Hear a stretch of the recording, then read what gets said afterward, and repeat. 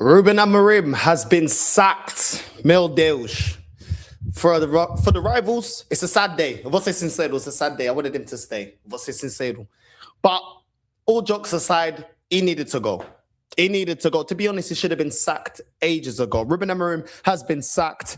Fletcher will be in charge, leading the dugout for the meantime, as Man United are probably looking out for a new manager. For me, it's a sad day, bro. I remember when Man United fans used to say, Wenger, we want you to stay. We want you to stay. Arsene Wenger, we want you to stay.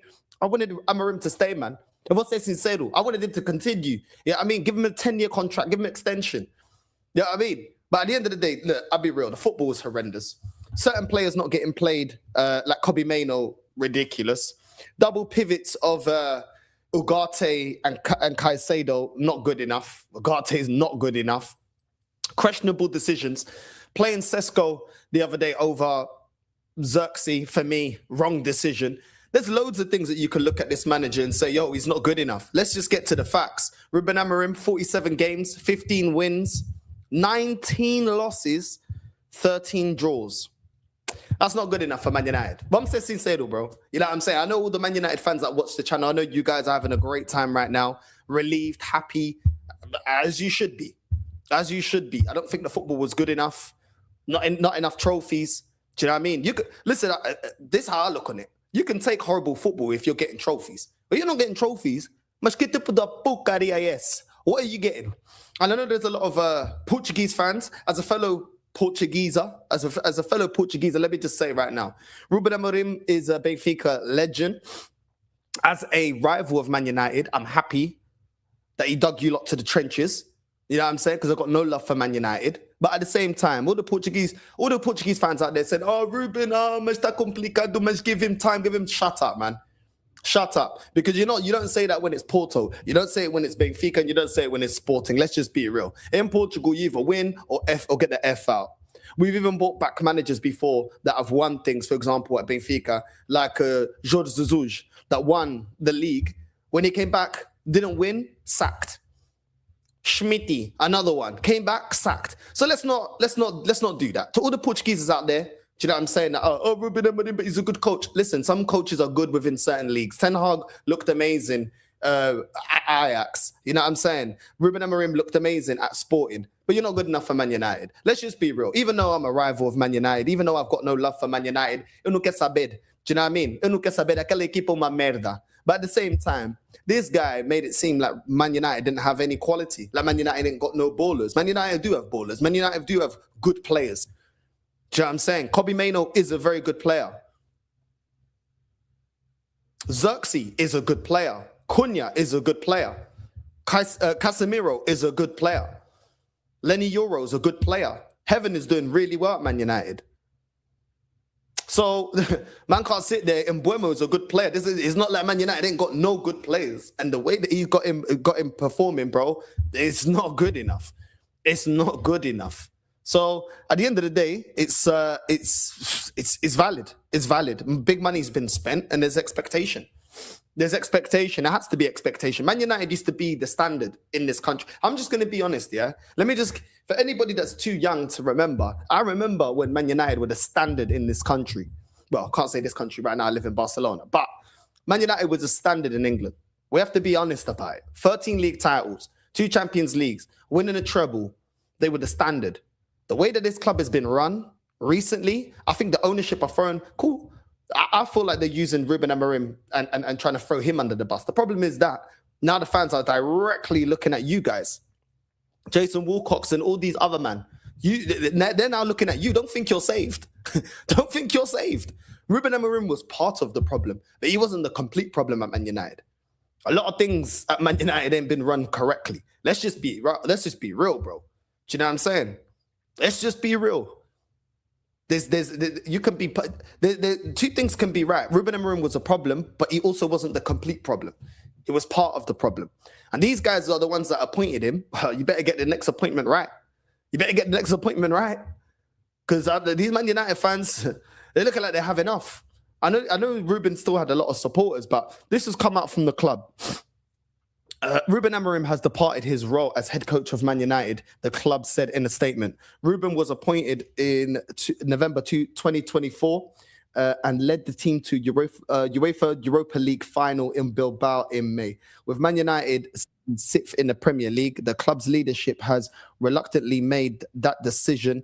That is the right time to make a change. This will give the team the best opportunity of the highest possible Premier League finish. It's a mad thing, bro. It's an absolute mad thing. And for me, listen, it's a bit late to be making these kind of decisions, bro. I can't lie. Yeah, I mean, the club went on to say the club would like to thank Ruben for his contribution to the club and wishes him well for the future. Darren Fletcher will take charge of the team against Burnley and West Ham. Against Burnley on Wednesday. This just seems like a knee-jerk reaction. Once again, it looks like Man United. Cool, Ruben needed to go. He shouldn't have even started this season. I don't think he was good enough to start this season.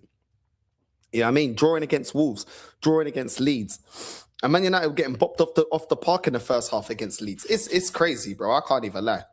Absolutely crazy. For me, at the end of the day, there's no point changing the manager if the structure ain't correct. We see Maresca also get the chop as well.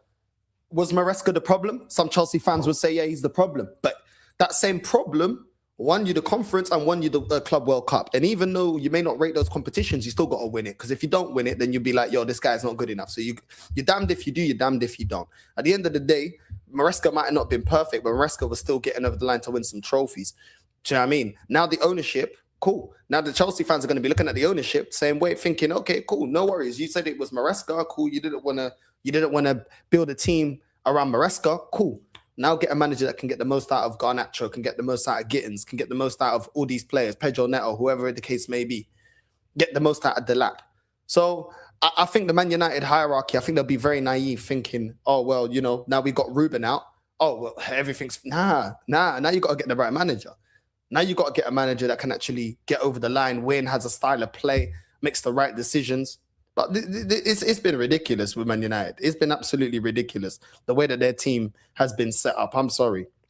That don't make no sense. And even the football, every single time, rocket launcher football. Please name me what style of play Man United had. Rocket launcher football. Other than that, the team couldn't hold down the ball. A lot of the time looking like a basketball game. They can't play simple 1-2s. Do you know what I'm saying? Some of the players want to play ball. Others are just hit and hope. It's really poor, man. And like I said, man can't say that Man United, we banter Man United, but can't say that Man United team don't have no quality. Or this Man United team couldn't play better. Ruben Amorim's, the way he wants to play three at the back was just ridiculous. We've seen Inter play three at the back. We've seen multiple teams. We've seen Conte play three at the back. Every other manager that implements this three at the back look better than Ruben. In every sense, defensively. The team looked a lot more comfortable when they were playing with four at the back.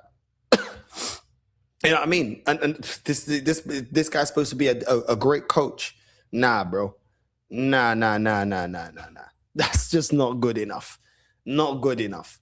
And the way certain players were treated, yeah, I'm saying, like continuing with Mason Mount, don't know why. I think Mason Mount is dead. Not allowing Kobbie Mainoo to have enough games. The way he throws at Kobbie Mainoo is crazy. Man will rather give Ugarte more minutes and Mason Mount more minutes than Kobbie Mainoo. And then when you play Kobbie Mainoo, you play him out of position. It's too many things that were wrong. Even as an outsider, too many things that were wrong. Let's just be honest about it. I'm going to get into some of the comments, but there's too many things that were wrong, bro. Do you know what I mean? The persistence with Bruno Fernandes as well. I'm sorry. I know there's a lot of Man United fans that love Bruno Fernandes. I see him playing for my nation.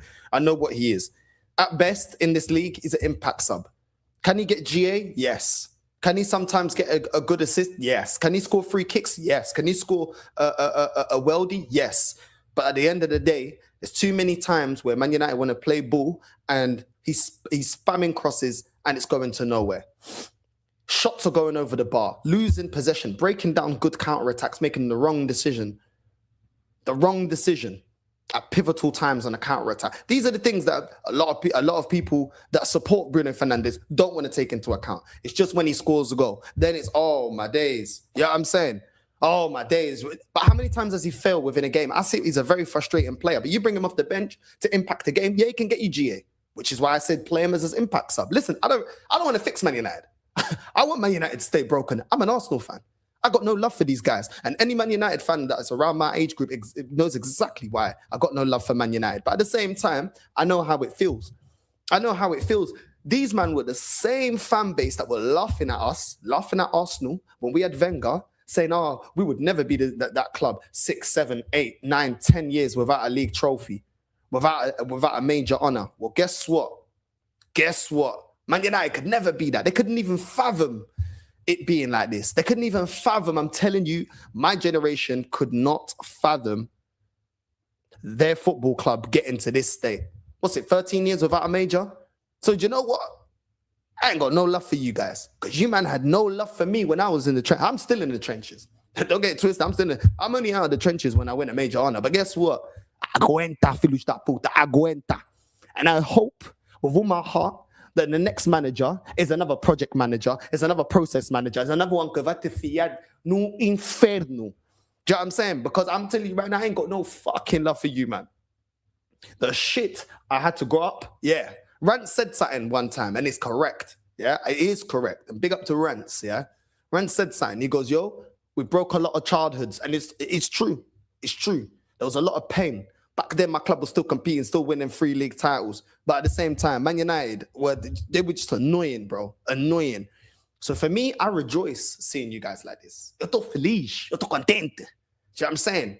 I have to just inject that happiness. Because man told me, your club would never be like this. It's only Arsenal. Now you, man, know what it's like to have a manager year in, year out, keeping the job, doing fuck all. Now you know what it feels like to be frustrated with a manager. You're trying to get him out. And then you got your fan base talking about processes and projects and look what he done for the club and this and that. Hold that. Because when I had to suffer with Wenger, vocês não queriam saber de nenhuma porcaria. Agora aguenta. You know what I'm saying? Now you guys got to hold that, bro. Now you guys got to hold that. I don't care. Listen, I need you lot to suffer as much as I've suffered. You know what I'm saying? I'll be real. There's a lot of you that I rate, but I gotta aguenta. You might think I'm gonna be here, yeah, waxing lyrical, but you, man, hold that. I'll call it the things that are wrong with your club because there's a lot of things that are wrong with your club. I hope Man United suffer for another 10 years, bro. At least minimum 10 years. Suffer, yeah. And let me remind you. You told me this could never be your club. You told me big Man United. Now we ain't Arsenal. You ain't Arsenal. But you be moving like Arsenal these days. I can't lie, for a hot minute. You know what I'm saying? For a hot minute. I know certain Man United fans, yeah? You know what I'm saying? With all due respect, bro, Super Mick has won nothing. When am I gassing Super Mick? I'm talking about you, man. This is what I don't like. Don't deflect. We're talking about you, man. Have you ever heard me say we're going to win the league with Super Mick? I told you. That filho da puta don't win this season. I want that filho da puta out my club, bruv. I have stood on that and I've repeated that. So we already know that. If you watch my channel, you already know what I think about my club. Do you know what I'm saying? So let's just park that there. Because if my manager, ain't my manager, the manager of my club, if you don't win nothing, I want that guy gone. I wanted him gone ever since he got the job. I never wanted this guy. So we already know what I think about Arsenal. But you, man, are supposed to be the standard. You, man, are supposed to be the Real Madrid of England. You, man, are supposed to be the guys to get us over the line. So don't be talking about Arsenal because you, man, told me you're a bigger club. You, man, told me a more successful club. You, man, told me it could never be you guys. That's what you, man, told me. Agora não tô ouvindo nada. I'm not hearing nothing. You know what I mean? And I will cook your club because I've seen your club be the best. I see your club be the only team, the only one that could stop you back then. Barca. You know what I'm saying? Hold that. You get me? Hold that. Where's my shirt? Hold on. Let me just, because I need to re-remind you, man. You know what I'm saying? Where's my shirt, bro? Where's my Barca shirt? Where's my Barca shirt? You know what I'm saying? You know what I'm saying? Where's my Barca shirt?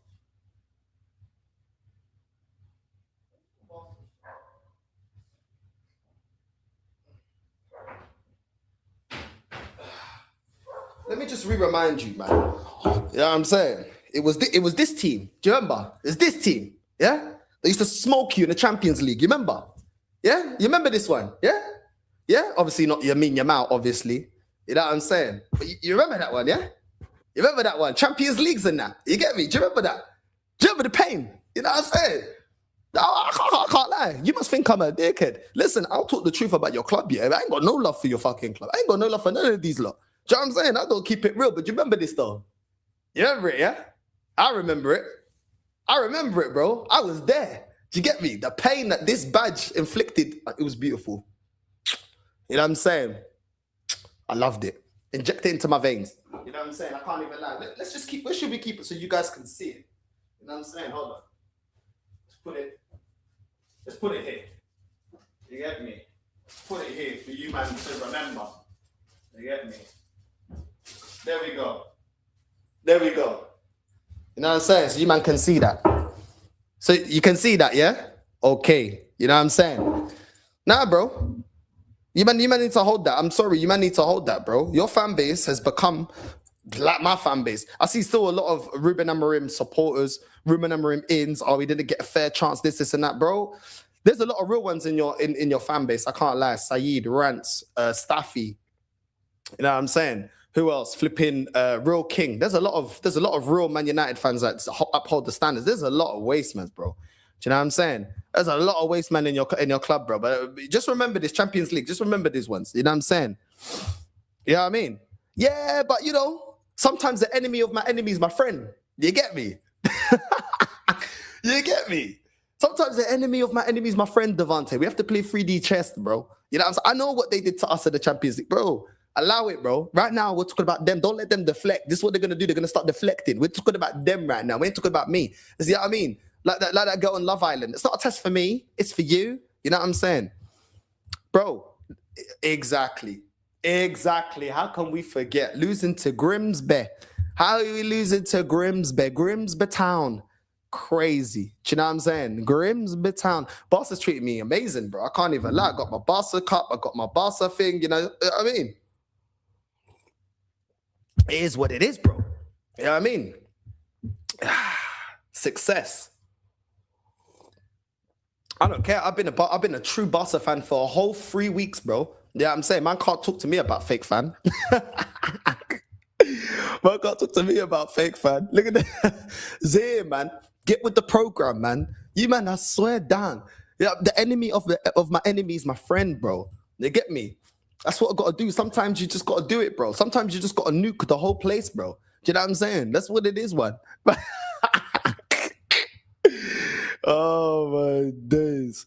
Big up North. I'm actually sad Amorim was sacked. United are nothing without Fergie. Long may it continue. Yeah, bro, I'm in tears, bro. Yeah, I'm saying. Fletcher twins and a double pivot, man, are taking the piss. You know what I mean? Nah, come on, bro. We're here, man. We're here. We are active, bro. You know what I mean? It's crazy. Don't tell me how it feels beating Barca in a final. Look at this guy. Yo, what you saying, man? Game's gone. The game's gone. What are you saying, man? No, I'm good, man. I just finished putting a video about this news, and then I'm going to uni now. You get me? I find it amazing that at the moment I join in, I see you repping Barca and everything. Game's gone, bro. Game's gone. Game's gone. It's not, man. I'm on loan with obligation to buy. You know what I'm saying? It's part of the game, bro. It's Even part of the when game. you're top of the table, bro. The Premier League, damn. Arsenal. I thought Arsenal's cooking, man. Best team in Europe. I never said that. You know what I'm saying? I never said that, bro. I never said that, but man's moving like Leonard Carl, bro. Man's moving like Leonard Carl, bro. You know what I mean? Doing great, then wants to move to Madrid, bro. But this is what I mean. What's going on here, bro? Nah, but it's crazy, bro. This week has just been like managers just getting their head chopped off. First Maresca, and now Ruben. Do you know what I'm saying? To be honest, it's not really the same thing because Maresca actually had a style of play. He actually implemented. He actually won trophies. He actually was doing quite well at Chelsea. Let's be fair. You know what I mean? Let's be fair to Maresca to a degree. I know Chelsea fans have things. Fans always have some issues with managers, but at the same time, you had an issue with company. But you don't have an issue with company now. Well, I mean, until we don't win, then I mean, hey, listen, there's a reason why I'm on the fence, bro. I didn't jump the gun. You know, a lot of fans jumping the gun. I didn't jump the gun yet, brother. You know what I mean? Let's get that right. But, bro, you know what? About Man United, though. My opinion on it is I agree he didn't help himself. But I do have to say there's a bigger problem than the manager himself, personally. Because I feel like every single time they get in a manager, then he gets his players, then they sack him if things don't go well. Then they go get a different profile of manager. Then that different profile of manager gets the player he wants. Next thing you know, you have a whole mix match going on. It's like you're playing Scrabble in that. And this is what you get as a result. A whole cycle of nothing. You know, so I feel like they need to know what is Man United? Are they a club that wants to hit in transition? Are they a club that wants to play beautiful football and try to break down low block? What type of team are they, first of all? You know? Like, that's my opinion. Because until they figure that out, until they figure out the roots of that club, they're going nowhere, bro. They're going nowhere. Like, I've come to accept that. I agree. I know Real King is there. It looks like he's frozen. I don't know if he's there. But yeah, I agree, bro. I think if you don't have if it's not cohesive between the manager and where the club wants to go, there's just a massive mix match. And I think that's what broke down with Chelsea, because the manager was obviously wanting defensive reinforcements. And then it just all broke down with Man United. Even though there were certain other players that they might have wanted to get in, Ruben's tactics were wrong, bro. Like, his style of play was wrong. The way he utilized players was wrong. The way he saw, the way he was playing players out of position was wrong, in my opinion. So I just felt like they completely got it wrong with the manager. I don't think he's a Man United type manager. You know what I mean? Man United are known to play attacking football, to go forward. Do you know what I mean? To bury teams. And this guy, a lot of the time, was just thinking it out. He was happy for the opposition to have the ball. It was just long ball FC, rocket launcher. It just didn't feel like a Man United type of manager.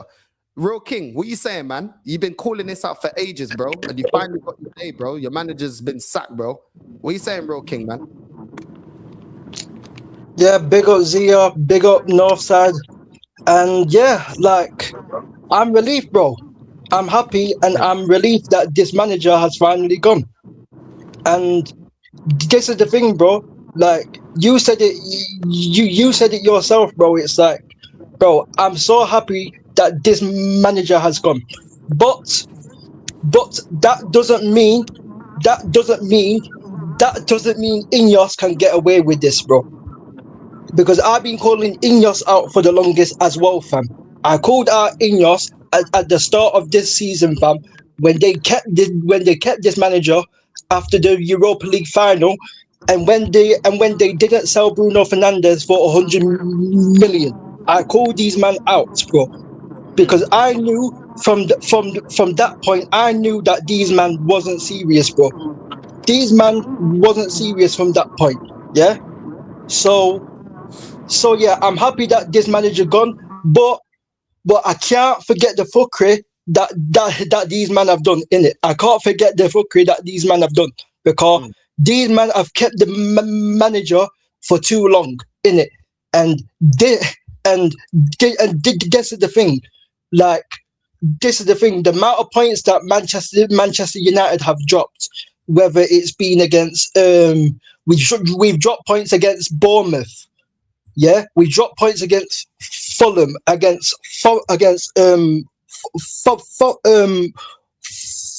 Forest. We dropped points against all of these teams, bro. And Man United could have been already in it. Man United could have been in the title race this season. We could have actually been in the title race this season, bro, because the Premier League's been so bad this season, bro. You know what I'm saying? Like, the Premier League's been awful this season, fam. Like you get me? Man United are fifth right now, bro. Man United are fifth. Like, Man United should not be fifth. You're sixth. I checked. Or sixth. Yeah. Or sixth. This is what I'm saying. Level on points to Chelsea. You're level on points to Chelsea. That's what I'm saying. We're on level on points with Chelsea. This is what I'm trying to say. Like, this is what I'm trying to say. Imagine even the 4 draws. Imagine if we turned them to wins. We would be probably 2 or 5 points behind Arsenal or something, bro. You get it? This is why Ineos cannot get away with this, bro. Because Ratcliffe said when they sacked Ten Hag, Ratcliffe said the reason why they didn't sack Ten Hag is because they didn't have the footballing people in place. They gave Ten Hag it took them 9 games to sack Ten Hag because because Ratcliffe said in that interview that they didn't have Jason Wilcox in place, they didn't have Omar Berrada in place, they didn't have Revel and all of these men in place. Well, all of these men have been in place since Ruben Amorim, and Ruben Amorim has survived over a season. He survived over a season. That should not happen, bro. That is not good enough. That is not good enough. And the only reason why they've sacked him now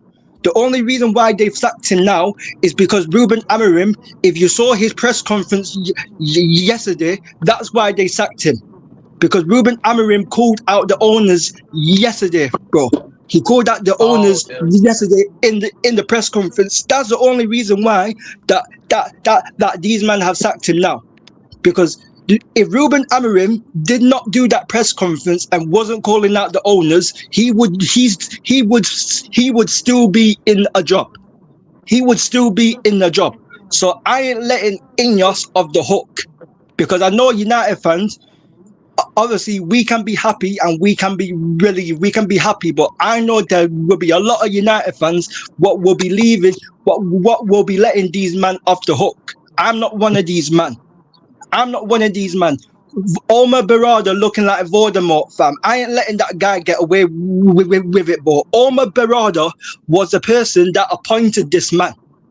He was the guy who appointed Ruben Amorim. Omar Berrada, who we bought from Man City, our CEO, appointed Ruben Amorim when he's never appointed a manager.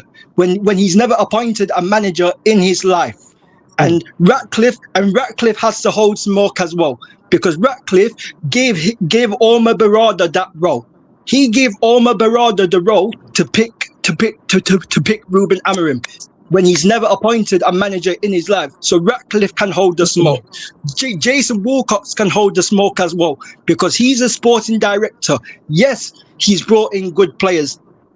It's all good at bringing in good players, but if you have a manager that can't coach, that can't adapt, then it's pointless.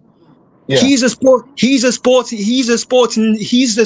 director. He also has the power to be able to sack him, and he took way too long to sack him. Bro.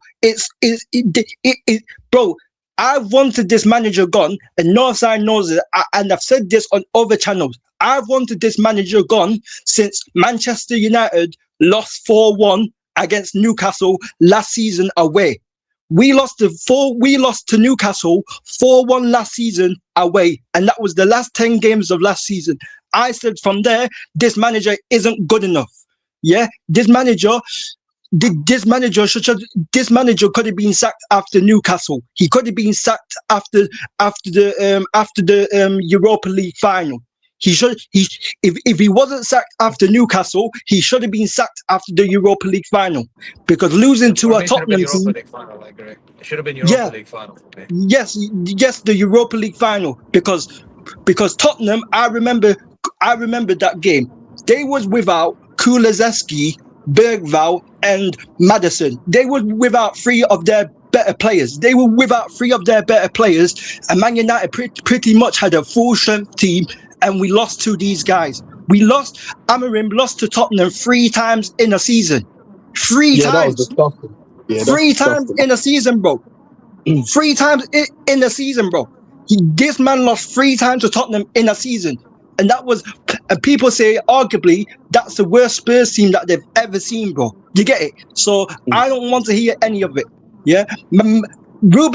Under Ruben Amorim, Man United last season scored 32 goals and conceded 42 goals playing a back five. We finished on 15th. We finished 15th on -10 goal difference, bro. And these men still kept him. That's why you can't let these men get away with this, bro. You get it? This is why you can't let these men get away with this, bro.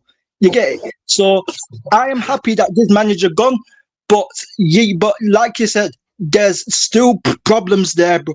There's still problems with Ineos, and we will have to see after Darren Fletcher who they appoint next, because they best not get the next appointment wrong.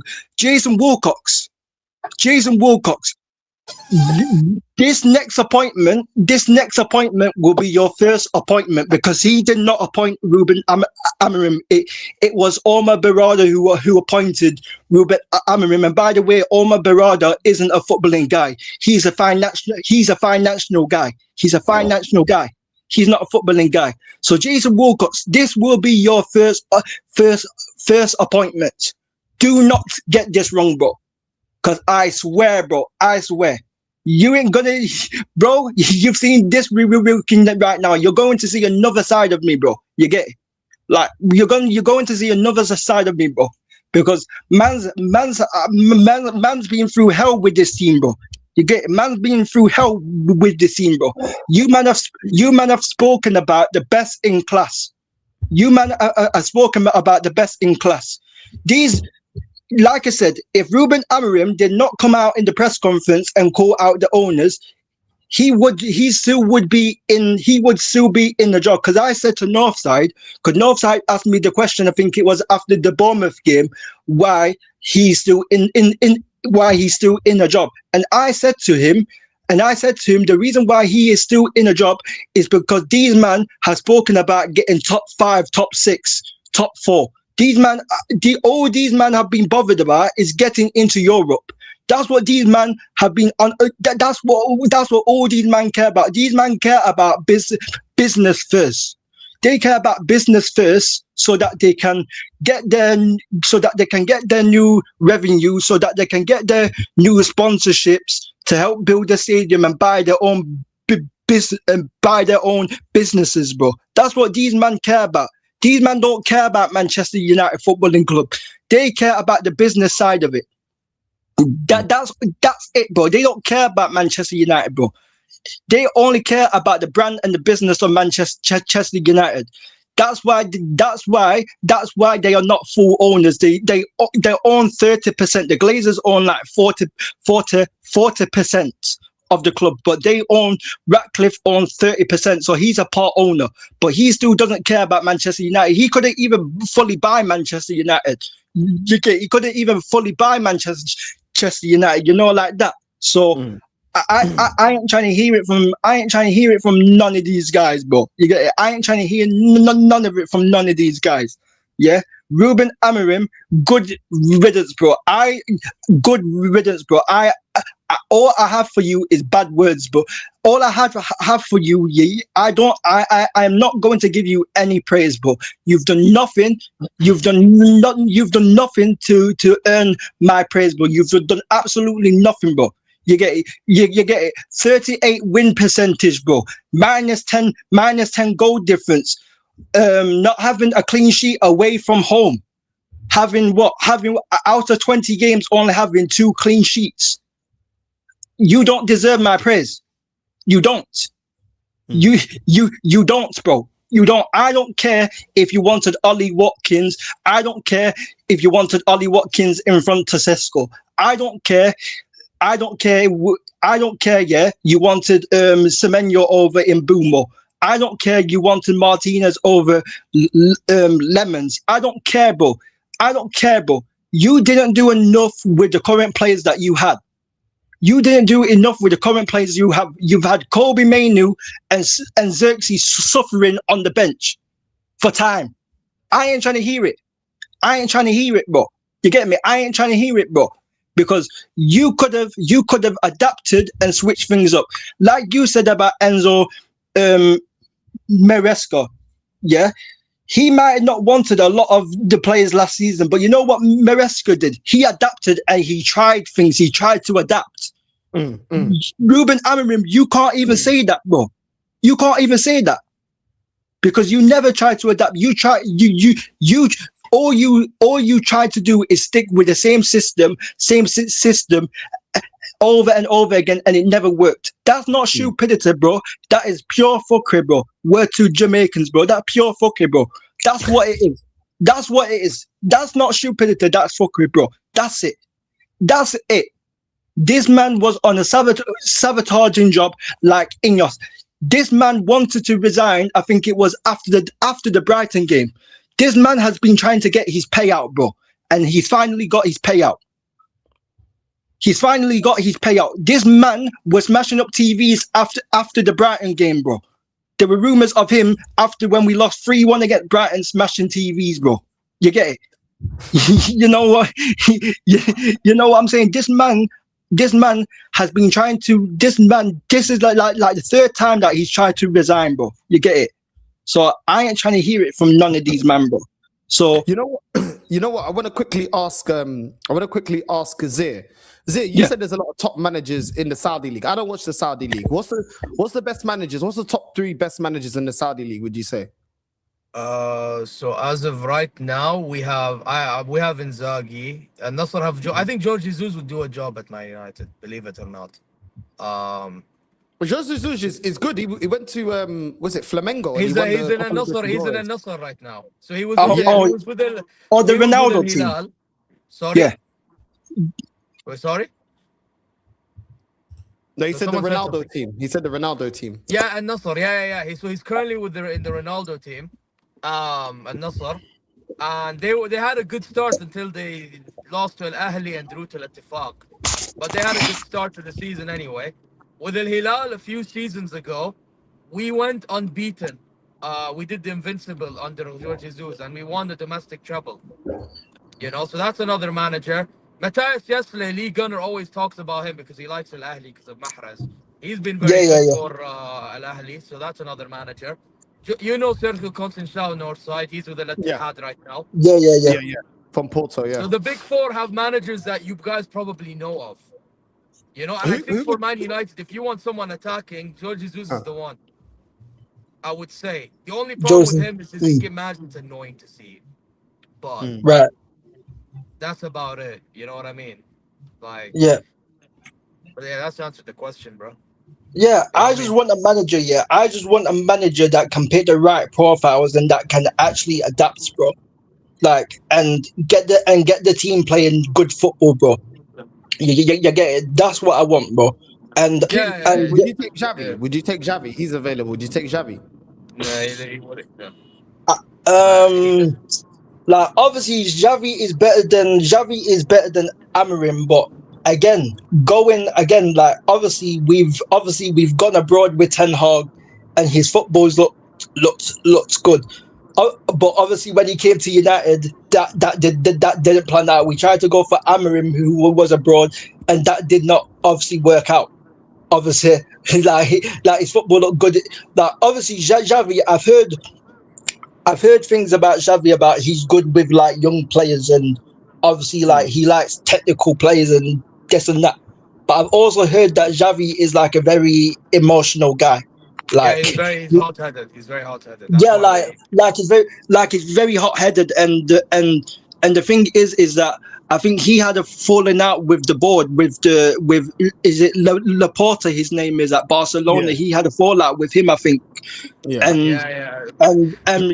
He had a fallout with him, and because I think because he wanted certain players and stuff like that, and like obviously Ineos they basically want a yes man in it. They basically want a yes man. Like Xavi, I wouldn't be mad, but I don't think he would be like my number one. Like obviously, like I think Oliver Glasner has done a good job at Palace. Like I would take Oliver Glasner. I've been saying for the longest I take Oliver Glasner at Crystal Palace. Obviously won the FA Cup with Palace. Obviously he's won stuff with Frankfurt as well. And obviously people say Glasner just plays a back 3. He does. He actually doesn't, bro. He can also play a back 4, bro. And Glasner has said this. Glasner has said in the past about he wants to play, I think, a 4-2-2. Like that's his ideal formation. But the reason why he's playing free at Palace is because he doesn't have the quality or the personnel to actually play like a 4. So Glasner I would take. Xavi wouldn't be the worst one. Like Enzo, people have spoken about Enzo Maresca as well. I would take him as well, bro. Like I would take Enzo Maresca as well because he has shown he got a tune out of last season. He got a tune out of Neto last season. The last 3 months of last season, he was getting a tune out of Neto, out of Saliba, out of Tolson, out of Sanchez. He was getting a tune out of all of these men the last 3 months of last season. And those last 3 months of last season ended up winning Chelsea the Club World Cup, and they beat PSG in the final. I've seen Maresca at least try things. Like I said, I've seen him play Pedro Neto at striker. I've seen him play Reece James in midfield. I've seen him play Caicedo right back. I've seen him do a lot of things. And also Enzo Maresca has also limited injuries, because look how Reece James is now. Reece James will getting injuries left, right, and centre. When Enzo Maresca comes in, Reece James have been playing a full season, bro, without injury. So he's known as well to keep players fit, and he doesn't work the players too hard in training.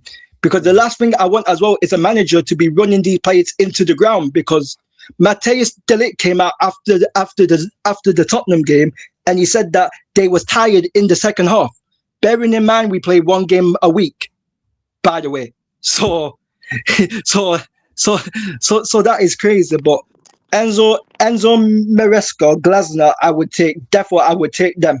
Obviously Xavi, I would probably take Xavi, but he's not my number one who I would take. But Xavi, I don't think Xavi is the worst one, but I just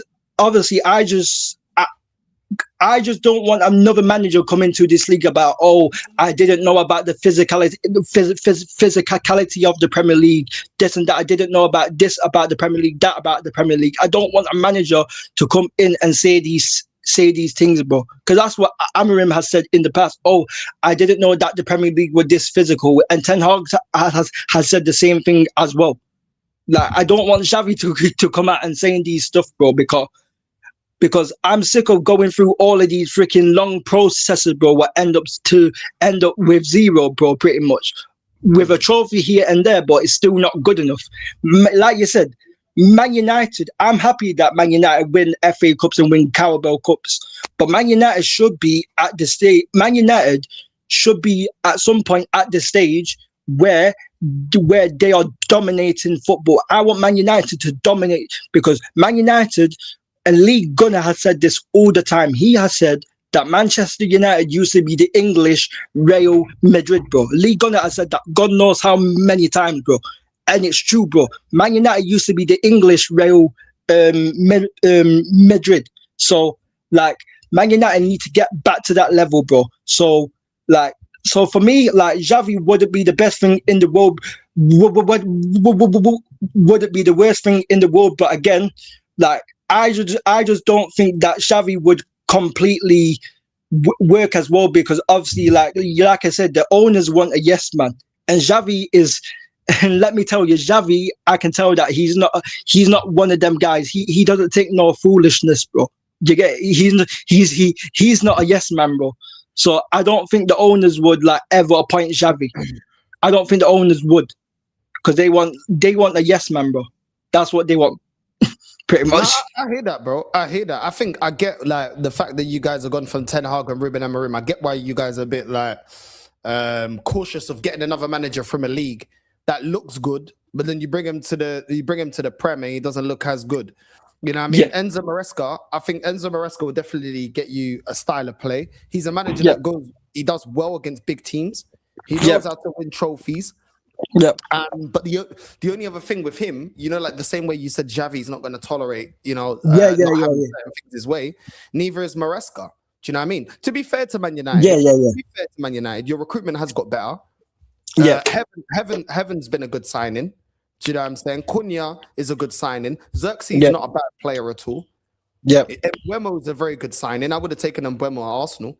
Do you know what I'm saying? So your recruitment has got better. You know what I mean? Casemiro, you've still got some good players there. You know what I mean? Dogu as well. Dogu's been a good signing. I think some of your fan base don't put enough respect on Dogu. I think Yeah, Dogu's yeah, a yeah. good manager, bro. I mean, sorry, a good player. So I think your recruitment side is actually improved a lot. You know what I Yeah. mean? From the days when you were getting Maguires for stupid money. You know what I'm saying? Yeah. you get me? Like, Bro, Maguire freaking Wan-Bissaka for 50 mil, bro. Like, yeah, bro. Like, yeah, it's you mad. get me? So the recruitment side is actually improved, isn't it? Yeah. It's not perfect because Sesko, I don't think, was good enough to go to you guys. I remember when he was linked to Arsenal, I didn't want him. I think the recruitment side of Man United has improved. You know what I'm saying? Yeah. I think the improvement. I think the recruitment has improved, and you've also been able to get yourself certain young players as well. Kobe Mainoo coming through, and Amad Diallo and stuff like that. You got some good players there. Yeah. And I think that's probably why your frustration's there, because you're like, yo, there are some good players in this team. Is it perfect? No. You know what I mean? No. You do need to move on from Luke Shaw. You do have to move on from Ugarte. That's not been a good signing. Do you know what I mean? You do need to move on from certain players. Your recruitment ain't going to be perfect. Arsenal's recruitment ain't been perfect. You know, like Northside hasn't been an incredible signing. No way. Yeah. So it's like our recruitment has improved, but there's still certain players, you know what I mean? We still went out and got Madueke, which I don't think is of the level of a team that wants to win a major. But I think there's enough there. I think a manager like Maresca could work with and can, especially your midfield, bro. I feel like your midfield is so light. And the fact that every single time you're playing like a Caicedo and an Ugarte, and do you know what I'm saying? It's like Bruno Fernandes as well. I mean, you could potentially keep Bruno. Personally, for me, I just think he shouldn't be a starter. If he's an impact sub, he could be effective for you guys. You know, and the wages have to go down, bro. The wages, if you're going to be a squad player as well, the wages have to go down, bro. Like he's on 300k, bro. The wages have to go down as well, bro. Like if they're going to keep Bruno as a squad player, you have to give him a new contract that reduces his wages, bro. Because he can't be on 300k a week and be on the bench, bro. This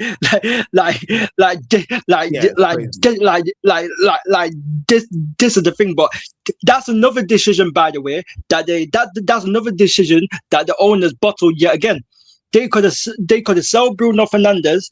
They could have took it out of Ruben Amorim's hands and sold him, but they didn't sell him because they said that they didn't need to sell him, and they didn't need the bread. They didn't need the bread, bro. That's why they didn't need the money, bro. That's what Ineos said. That's why they didn't get rid of Bruno Fernandes, and plus the manager fancies him. So plus the manager liked him. But like this is another thing that I didn't get. Because obviously we kept Bruno because the manager likes him, and because obviously that they didn't need the bread. Ineos didn't need the bread, but it's like Amorim wanted to get rid of Mainoo and Xerxes, and you took it out of his hands, and you said that we are keeping Mainoo and Xerxes because we rate these two players. But when it came to Bruno Fernandes, you didn't take it out of the manager's hands. You let the manager decide to keep Bruno Fernandes. It's like you know what I'm saying. It's like these man don't know what they're doing. But again, like obviously I do agree with the about the Maresca point that you made about he's not really gonna tolerate that either. So I don't know if United would actually appoint him. Obviously his substitutions as well can be a bit late, Maresca, but obviously every manager has their faults. But obviously if Maresca was to magically come into Manchester United, I wouldn't be mad, because obviously we have to remember, he was, like I said, he was getting last season in the Club World Cup, he was getting a tune out of Neto, out of Saliba, out of Tolson and out of Sanchez. He was making these men look good at one point, bro. He was making all of these men look good, bro. The mediocre players, bro. Like, I wouldn't take Saliba. I wouldn't take Tolson, bro. I wouldn't take Sanchez, bro. I wouldn't take Neto at my club. Like, you get it, like he was making mediocre players look good at times, bro.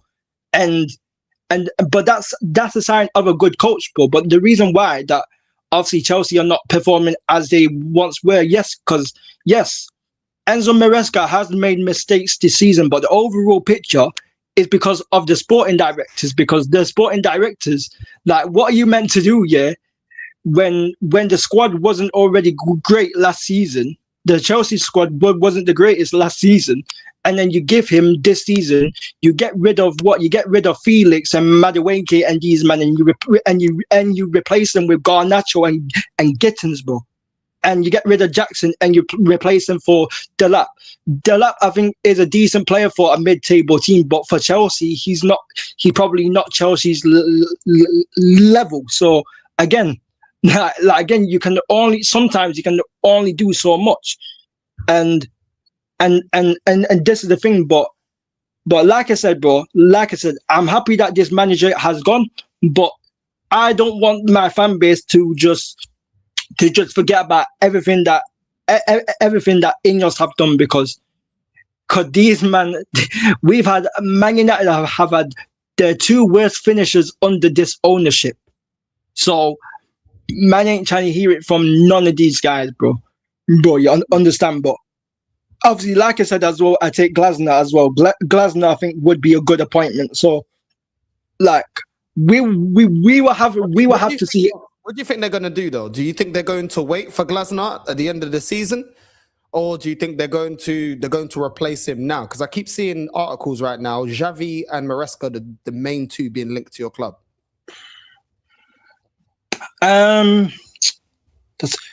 With the interim news with Darren Fletcher as well, yeah, like, obviously Darren Fletcher taking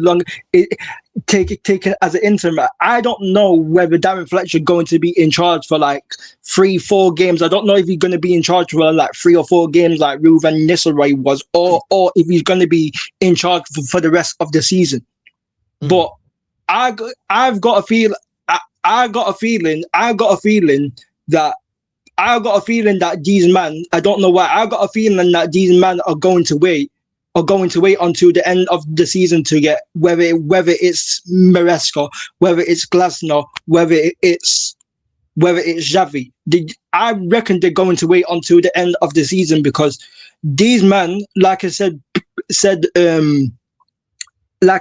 the start, and like I said on other shows, these men care. These men, the first aspect that they think about is the business aspect. You know what I mean? They think about the business aspect, because they are probably thinking to themselves, if we wait until the end of the season, this is how they are looking at it. If we wait until the end of the season, we could probably get Glasner for cheaper, for example, or we could get. Or we could get this manager for cheaper if we wait until the end of the season. That's how I think these men are looking at it. Like obviously, I would get in Glasner. I would, for example, get in Glasner right now, because obviously Palace is different to United, but also Glasner came in mid-season at Crystal Palace, and he was doing well in mid-season. So. Like I would bring Glasner, because I think he could handle, with the players that Man United also have at their disposal, he could handle coaching in mid-season. So, because obviously he's done it at Palace and in this league. So obviously I think Glasner would be a good appointment, but I think they're going to wait until the end of the season they're going to wait until the end of the season for the price of freaking other managers going down, and waiting for other managers, and then they're going to pick at the end of the season. That's what I think. I think they're going to give Fletcher the rest of this season, and then getting a new manager in the summer. So. Bro, so yeah, man. Yeah, obviously, it's Man United, and there's always rumors, and you take rumors with a pinch of salt. But bro, as much as I'm seeing Xavi and Maresca being linked as your next manager, I'm also seeing Southgate, bro. I'm also seeing Southgate being linked. Could you see your ownership? Not saying that you want that, because I know that's not your standard. Yeah. Could you see them actually appointing Southgate, or do you think they know they're best not to?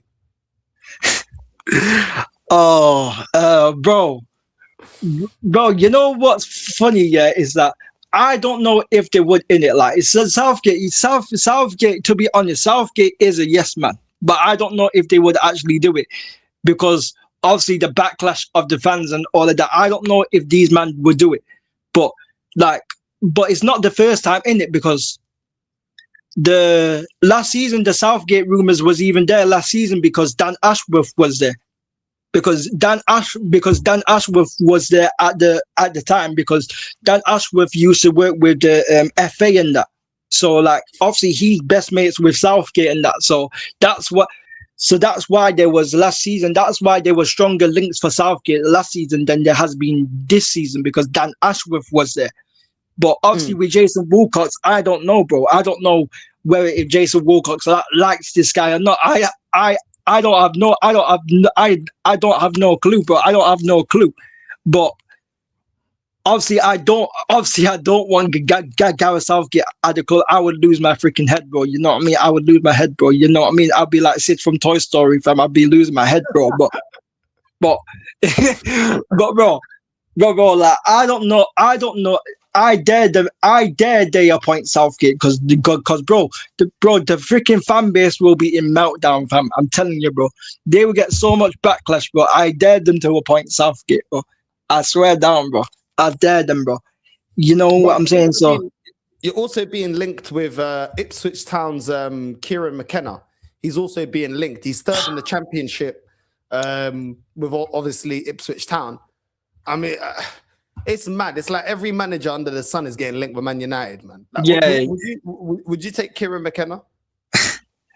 Like again, Kieran McKenna. I think Kieran McKenna actually used to be at United. I think he was before he got appointed at Ipswich. He was at Manchester United at one point. I think he was like an assistant coach, or he was managing the under-21, something like that. He was there before Ipswich appointed him. He was already there. But again, like Kieran McKenna, yes, he played good football at Ipswich, but I wouldn't personally take him because I don't think he's Man United level. I don't think the board would appoint Kieran McKenna. I don't think they would go that far to appoint Kieran McKenna, but I don't know, man. In it, like, you know what I'm saying? I don't know with these owners, bro. Cause like, bro, I thought when we got rid of Ten Hag, it can't get any worse than this, bro.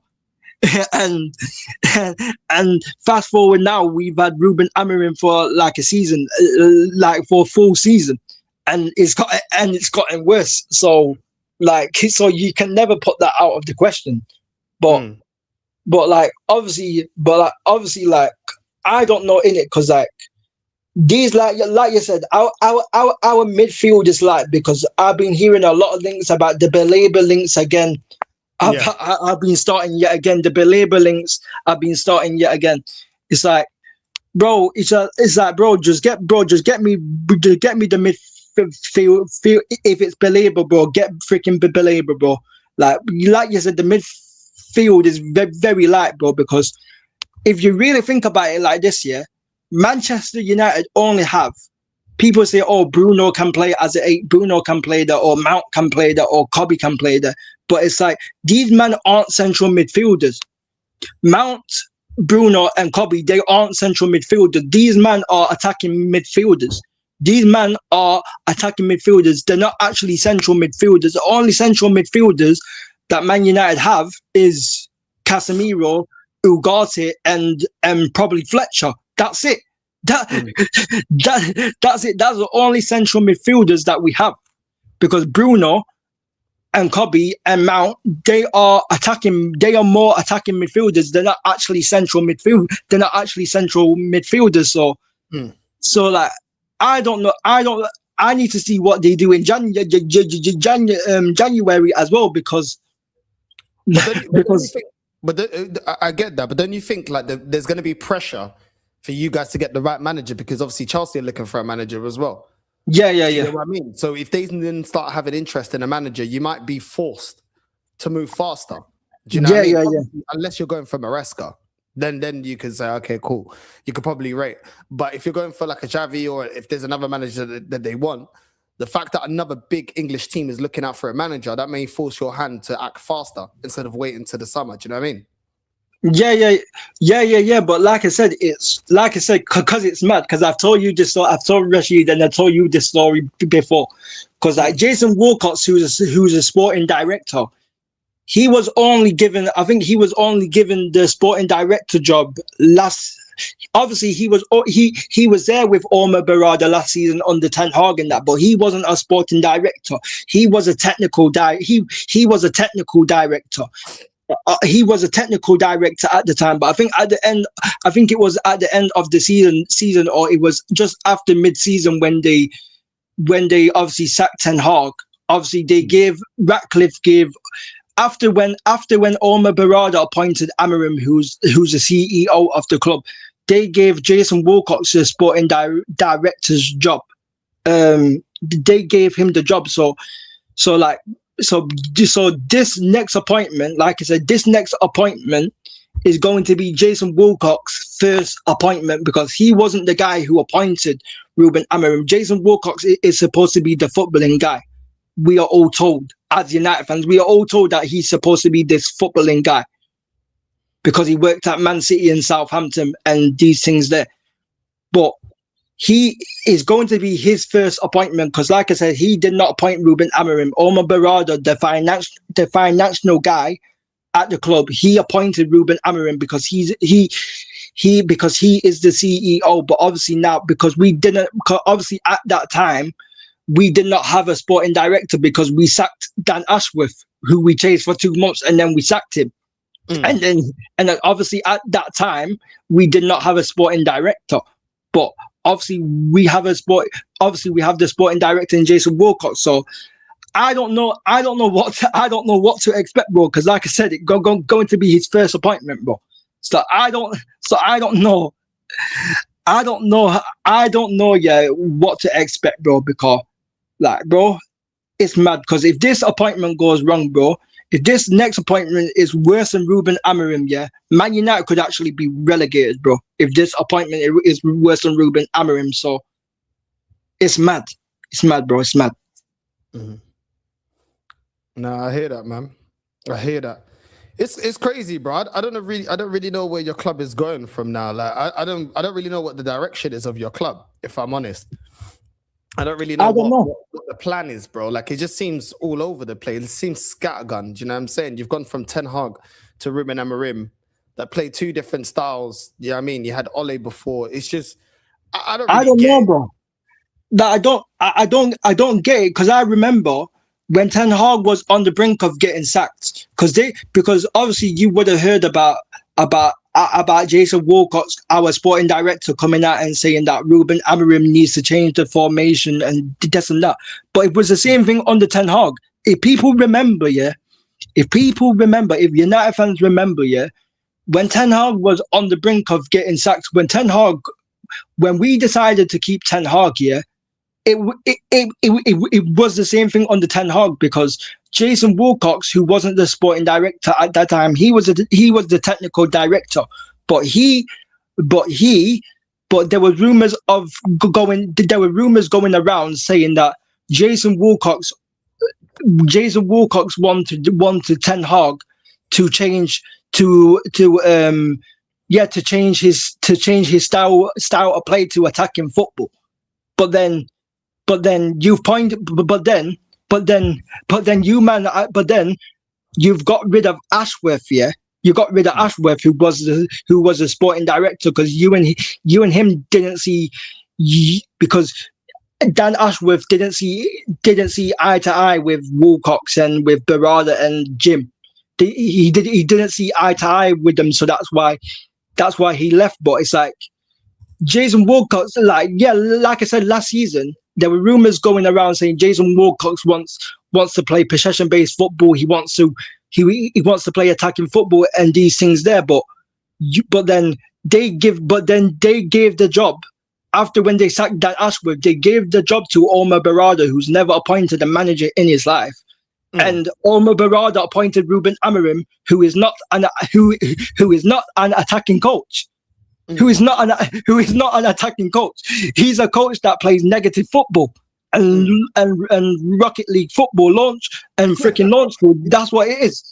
Like so, bro. So like again. So that's what it is, bro. It's Rocket League football, bro. That's what it is. That's what it is, bro. So so again, this again, like rumors coming out saying, Jason Wilcox asked Ruben Amorim to change the formation, and Ruben Amorim was not happy with the players that he didn't get in the summer, and he wasn't happy about the January plans, this and that. That's why he called out the owners in the freaking press conference, bro. You get it? So we don't know. It's like, I don't know, bro. Again, like if they was to hire Southgate, for example, I don't know if they would, but if they was to hire Southgate again, that doesn't fit that model, because Jason Wilcox has said that he wants to play 4-3-3 and attacking based football. So that again, that wouldn't make sense. But again, like, I don't know with these men, because like I said, these man, Jason Wilcox did not appoint a Ruben Amorim. It was Omar Berrada, and Omar Berrada appointed a defensive manager when apparently that wasn't the freaking philosophy, bro. But again, like that, this is the incompetence, bro. It's like, Jim, how are you going to bring Omar Berrada in, and then Omar Berrada brought in Wilcox? But how are you going to bring Omar Berrada in and then sack Dan Ashworth and then put Omar Berrada, who's the CEO, in charge of picking the next manager, which he picked Ruben Amorim, when he's never appointed a manager in his life. He's never appointed a manager at Manchester City when he was there. So why would you give him that job? Because Wilcox was there when Ten Hag was sacked. He was there, bro. He was there as a technical director. It's like, why didn't, if you say Jason Wilcox is this footballing guy, why didn't you give him the sporting director role after when Ten Hag was sacked? Why did you give it to Omar Berrada, who's a financial guy? So again, this club just doesn't make sense. Like, this club, like I said, is a business aspect. These men are thinking about freaking 2028 and freaking 2030, about the freaking new stadium and all of this and that, bro.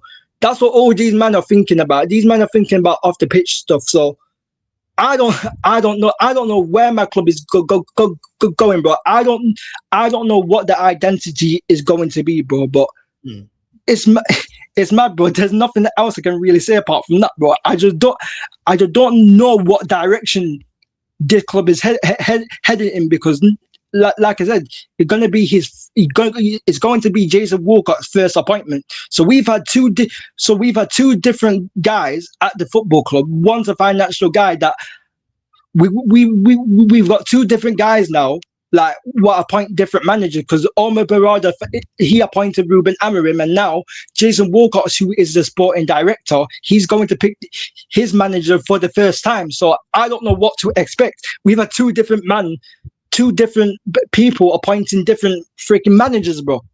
So I don't know what to expect. No, I really don't know. It's mad, bro. You're being linked to Iriola. Would you take Iriola at Man United? Like, obviously at the start of the season, I said I would have took him at the start of the season. But when I'm looking at Iriola right now, I think, obviously, I know the Bournemouth squad isn't great, but I think Bournemouth have gone. I think they haven't won a game in like 10 games or something like that. Something daft like that. They haven't won a game in like 10 games.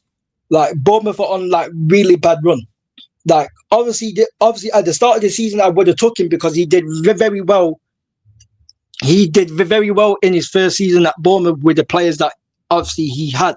And obviously he did well at the start of the season as well.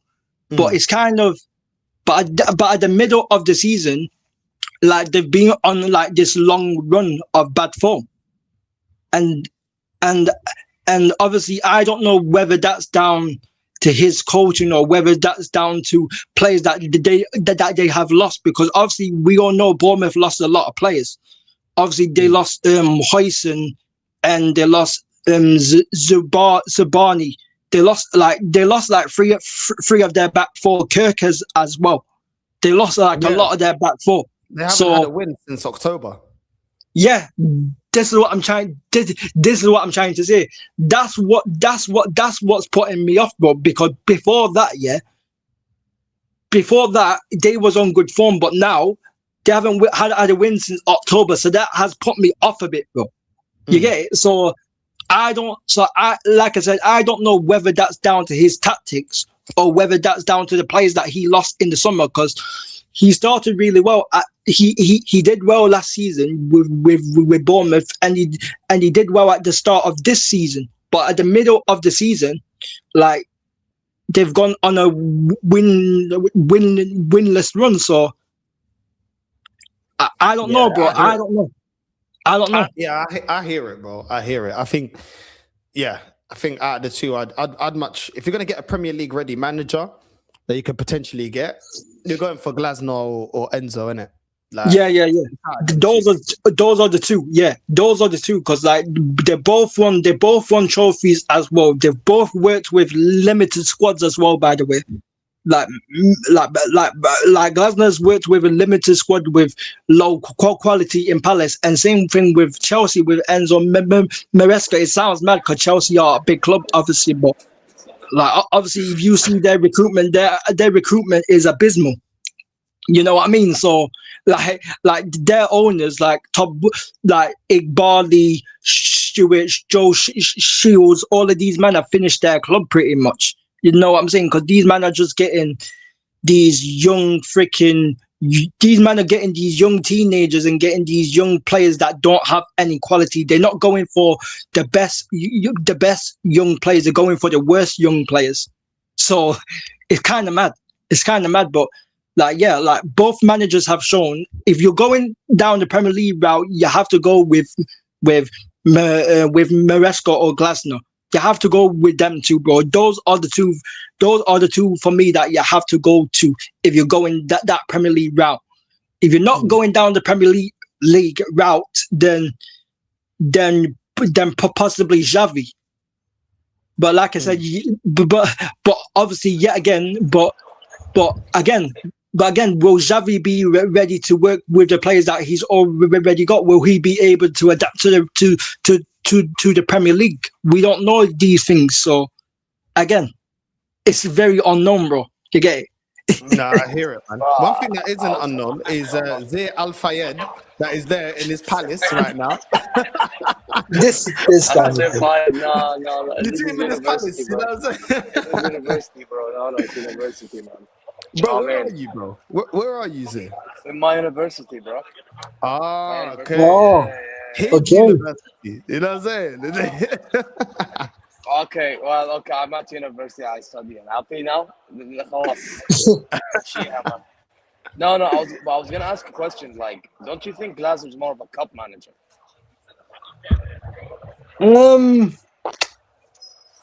Like obviously he's won stuff at Frankfurt. Like I can see why you would say that, because he's won stuff at Frankfurt and he's won at Palace. Europa League, he won Europa League with us.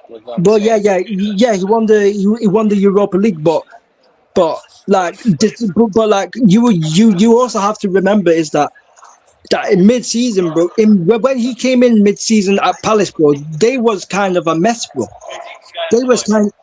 They was kind of a mess, bro. This guy's freaking made Mateta look like one of the best strikers, bro, in the league.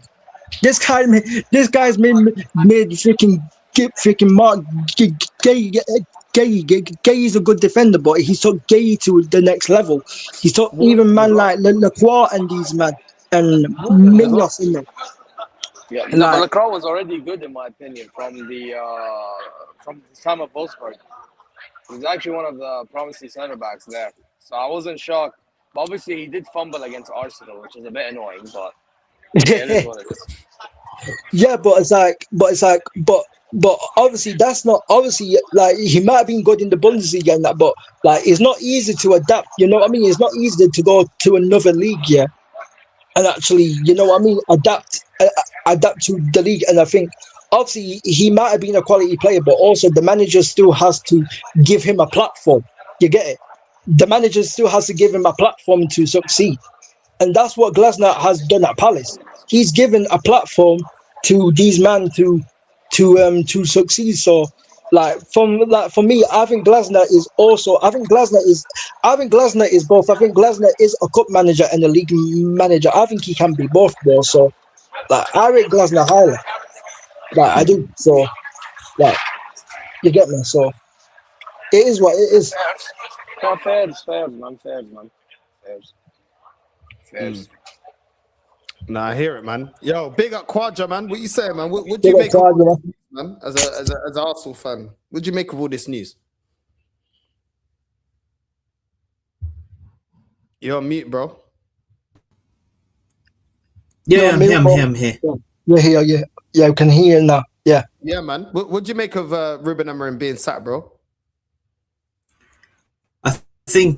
I feel like it was the right decision. I feel like when you look at that press conference, he was talking about the board not backing him and all that. But when you do that, you know you're going to get sacked. I mean, Conte was doing the same thing at Tottenham when Spurs bottled a 3-1 lead against Southampton and they made it to 3-3. I think it was the same thing here. I think like Amorim deserved the sack. I mean, he's costed Man United. I mean, King would agree with me, right?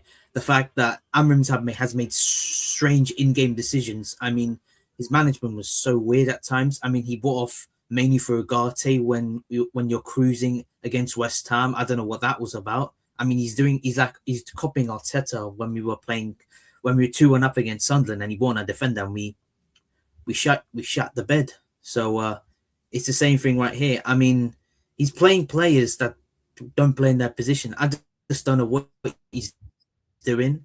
I mean, he was playing 7-2. He was playing 7-2-1 against Newcastle United. That was so bad. Man was playing 7-2-1 against Newcastle. Nah, mate, I'm sorry, bro. That is terrible. I don't think he's gonna get a good job. I think he's gonna get sacked anyway. I mean, if he was getting a very good club, I don't really think he's gonna get that job. I mean, for me, he has to thank Gyökeres for his trophies. Because Gyökeres was giving him the trophies. He was their top goal scorer for Sporting in 23-24 and 24-25. Obviously, obviously Amorim came in November 24, but 23-24, he has to owe most of his salary to Gyökeres because he has saved his job. In my opinion, I think he needs to give all of his salary at Man United to Gyökeres because Gyökeres was helping him win those titles at Sporting, right? I feel like with Amorim, right, he just doesn't seem that sort of manager to help Man United get to back where they were. I feel like they should have won that Europa League. I mean, when Ruben Amorim did not win the Europa League, he should have been sacked because he put Man United 15th last season, and he had to win that Europa League to get into that Champions League, but didn't. Lost that Europa League final, back, but unfortunately, didn't work out. I mean, people were saying that Ruben Amorim is going to be cooking. I don't see him cooking. I mean, it's been inconsistent. He's been inconsistent. 1 minute he's doing good, and then the next minute I don't know.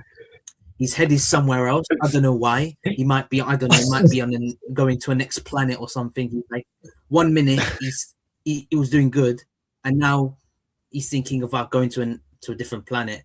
I mean, he has to pack his bags, go back to Portugal, and wait for the next job. But yeah, let's be real. Ruben Amorim was not that sort of manager to come in and do a job. I mean, back 3-4-3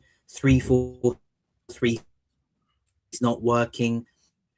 I think Man United need midfielders.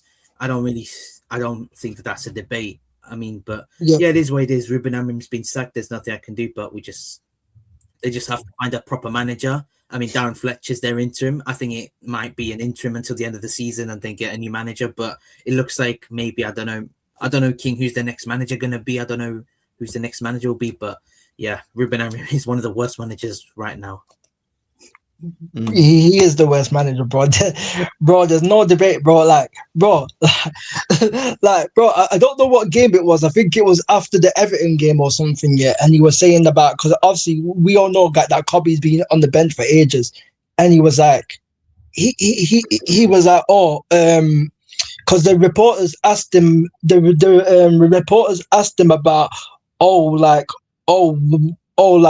why didn't you make any offensive substitutions? And he was like, and he was like, who could I have brought on as what offensive subs could I have made? That's what Amorim said to the reporter when freaking Manu was right there, bro. And he's talking about what offensive subs could I have made, bro, when Manu was freaking right there. When Manu was there, bro. You could have put on Manu, who is an offensive sub. You get it, like this is what I've been saying about this manager. Like this manager, yeah, we have to remember this manager, like I said, tried to resign 3 times, bro. 3 times this manager has tried to resign 3 times. He's been waiting for this payout, bro. And man got his tactics board out against Grimsbury Town, bro. Against Grimsbury Town, bro. What manager does that, bro? What manager gets their tactics board out, yeah, on freaking camera on the football pitch, yeah, against a League 2 team, bro? And when the penalty shootouts were going on, yeah, man was hiding, bro. Man was covering his face in that, bro, on the penalty shootouts, bro. Like against Grimsbury, bro. I still can't believe you lost on penalty, bro. Yeah. I mean, Zia, he was covering his face, bro, on a penalty shootout against Grimsbury Town, and he had his tactics board out. Tactics board out, bro. Like, who does that, bro? Who gets their tactics board out against Grimsbury Town, bro? Seriously, bro.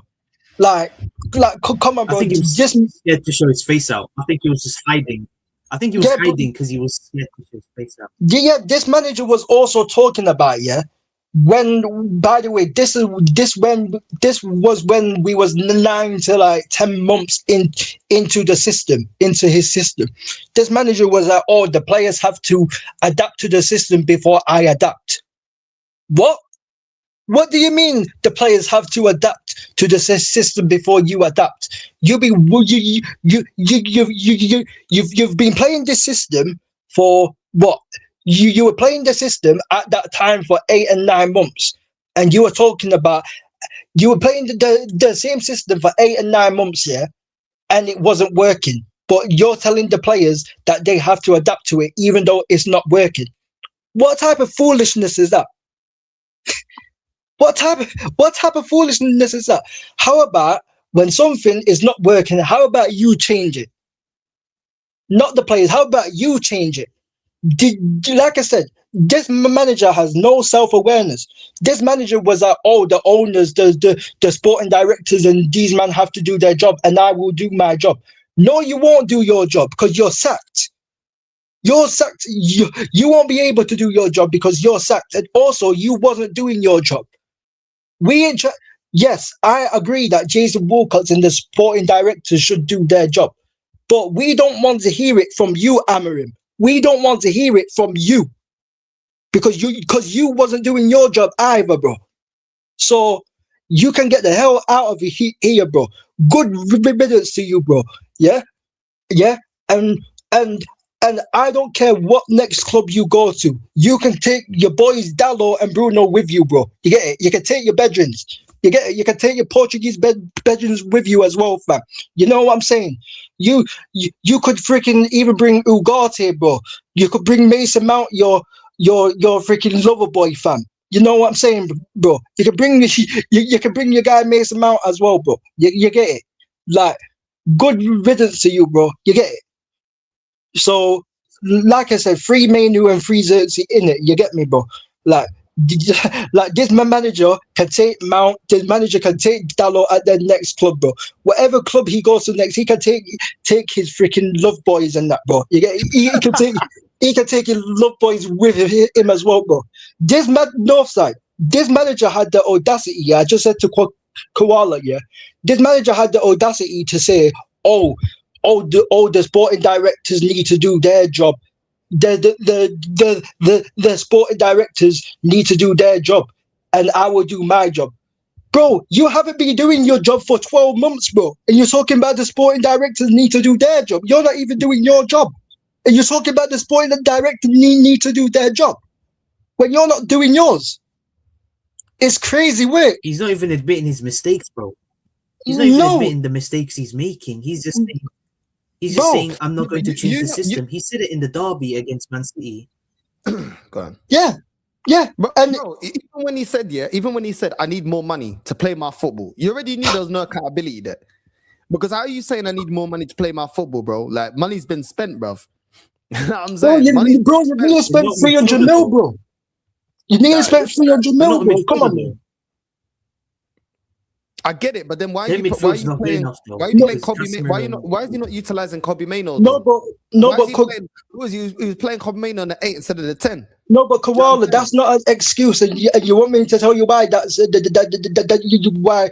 want me to tell you why that shouldn't be an excuse for him. It's because in pre-season, Man United played Leeds in pre-season, and he said that Manchester United needed a midfielder that is more bio, and we needed a technical midfielder that can play, and we needed a midfielder that doesn't play the ball blindly. Who does that remind you of? Who plays the ball blindly? Who plays the ball blindly? Who is not mobile, and who is not a technical midfielder? Bruno Fernandes. And you want to know what he did? He wanted to keep Bruno Fernandes. He had a chance to sell Bruno Fernandes for 100 million. And he probably told the owners that I wanted to keep Bruno Fernandes. You could have sold him. You could have sold Bruno Fernandes and rebuilt the whole midfield.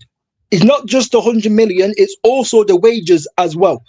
You could have got in 2 or 3 quality midfielders with that money, bro. And you decided with Ineos to keep this guy because you like him, because you fancy him. That's it. So man ain't trying to hear about he didn't get in the midfielder. And like Northside said, he could have used freaking Mainoo in midfield in certain games ahead of Ødegaard. This manager tried to throw his Casemiro out last season. This manager could have used Casemiro more last season as well, bro. So man ain't trying to hear it, bro. Yeah? He identified what we needed in the midfield and what characteristics, that's what he always says, characteristics that we need in the freaking team. He highlighted all of these things, but yet he decided to keep Bruno Fernandes, who doesn't suit the system, who is not technical, who is not mobile, and he plays the ball blindly. You decided to keep that man. You, Amorim, you. We ain't trying to hear it, bro. We ain't trying to hear it about the reason why the system. The reason why the system's not working is not the system, it's the players' mentality. This man was trying to blame the players, bro. This man was blaming the players, bro, because this man was saying the reason why the system's not working is because the players' mentality. No, it's because your interpretation of the system. It's not because of the players' mentality. Because it's your interpretation of the system. Playing freaking 5 at the back every game. Making freaking Bruno go forward every game and leaving the midfield exposed, bro. Yeah, having no attacking patterns, bro. You get it? Relying on centre backs and full backs to create chances. You're relying on your centre backs and wing backs to create chances. You're playing inverted wing backs, bro. Inverted wing backs with Dallo, bro, and Dogu. When these men have never inverted in their life. This is what I'm saying, bro. And this man has the audacity, bro. And this man has the audacity to be saying all of these things, bro. About I didn't get this in the summer. Oh, I need more. No, bro. You spent nearly 300 mil, bro. I think in the summer I think in the summer it was rounded to 250 mil, and plus we spent 25 mil on Dogu. So he's had near enough 300 mil to spend, and he's still not getting the best out of the team that he's already got. So man ain't trying to hear all these things, bro. Man ain't trying to hear all of that. You even said yourself that you've been copying other managers' tactics. You've been taking other tactics out of other managers. This manager, I'm telling you, he's taken a leaf out of Arteta's book. That's why we're playing this football, bro. That's why. Because he even said it himself. He said in a press conference that he has been copying other managers' tactics. That's what the manager came out and said. Bro, when you should be freaking putting your own tactics in place, bro. You were meant to put your own tactics in place and implement your tactics. Yeah? Instead, you're copying other man's tactics, bro. Get the hell out of here, bro. You get me, bro? You know what I mean? Like this man, bro. He's a terrorist, bro. That's what Amorim is, bro. That's what man is. Man is a terrorist. That's what he is, bro. There's nothing else. I ain't trying to hear it from him. I'm not trying to hear that from Amorim's fanboys, bro. I ain't trying to hear that shit, bro. I ain't trying to hear it, bro. Because there's so much that he could have done, bro. But hey, it's all about my system. All about my system. Yeah, your freaking system that don't work, bro. Yeah, cool. No, it's crazy. It's crazy, bro. I can't lie. It is crazy. But yeah, man, I don't know. The thing is, he's made so many mistakes and been so wrong and strong. There ain't really a defense for this man. I'll be real. There ain't really a defense for Amorim. Like, we get that the midfield's light, but like you said, there was other options there and persistent. And he decided to keep Bruno. Remember that. That's what I'm saying. So I don't know, man. This guy, his style of football was crazy, bro. I can't lie. It was crazy. I don't know what you think he was doing. Do you know what I mean? And then when you guys turn to a back four, then he reverts back to a back three. It's like, bro, you look better in a back four, bro. Like, I don't get it. I didn't get it, bro. I genuinely didn't get it. And the thing is, yeah, your club, yeah, your team, it's disconnected at the moment because it's like you've got certain players like Xerxes, certain players like Cunha and Buemo want to play ball. Kobe may not want to play ball. But then you've got certain players like Bruno, Garte. These men are doing Rocket League. You know what I'm saying? That's what Central. It's Rocket League football, bro. This is the thing as well, yeah. Last season he was saying the reason why he wasn't playing Xerxes last season is because he's not a 9. He said the reason why he's not playing Xerxes, yeah, is because last season he said the reason why he's not playing Xerxes because Xerxes is not a 9, but yet you've been playing Cunha as a 9 and Cunha's not a 9. So how does this make sense? Xerxes when he has played, Xerxes has played all right when he's played. Like against Everton and against Palace, he was helping us. He was helping us to build up and to create, bro. Because Xerxes becomes a third midfielder, bro, in build up. He helps us, bro. But yeah, you decided to drop Xerxes, yeah, when it was working. Yeah, you decided to drop Xerxes and put Cunha as the 9. In the following game, bro, when we all know Cunha in the 9 does not work. So man ain't trying to hear it from this guy. You get it? Man ain't trying to hear nothing about this guy. So that's what it is. I can't lie to you, man. All these we have to run in the chat, yeah. Big up everyone in the panel as well. Big up Dave Kevin. Big up Dave Kevin, bro. Big up everything. I was just saying, yeah, bro, this manager, yeah, is literally the worst manager I've seen in my lifetime supporting United. He's literally the worst manager I've ever seen. How have people, I'm not even joking, how have people actually accepted the standard of 15th in the European final loss to Spurs and allowed him to stay on a further year? He should have been sacked at Bilbao. Should have never been allowed on the plane back to Manchester. It's a joke. Do you know what? I will give him credit for one thing. Only one thing. For getting rid of the shit players that were here. That's the only thing I'll give credit to him for. For getting rid of Garnacho, getting rid of Rashford, getting rid of Højlund, Anthony, getting rid of them. That's all I give credit to him for. But hey, he's gone. I'm happy. This guy, as Northside mentioned, wants to play a back three every time he plays a back four, and it works. Against Newcastle, we smoked them in the first half. First half, all in control. United had all the possession, all the ball, everything. That was all us. We had all the ball. And guess what happened? He goes to a back three in the second half. What happens? Collapse. Fall asleep. Typical. And this guy is probably the most stubborn guy I've ever seen in my life as well. How do you not want it to work? It's clear he was trying to sabotage his own job. Look at the substitution he made against Newcastle as well. The substitution he made against Newcastle, he tried to throw away the game. Against Wolves, tried to lose the game. You know, even against Leeds, bro. The fact that you played 8 defenders, including one outfield. Sorry, let's say it again.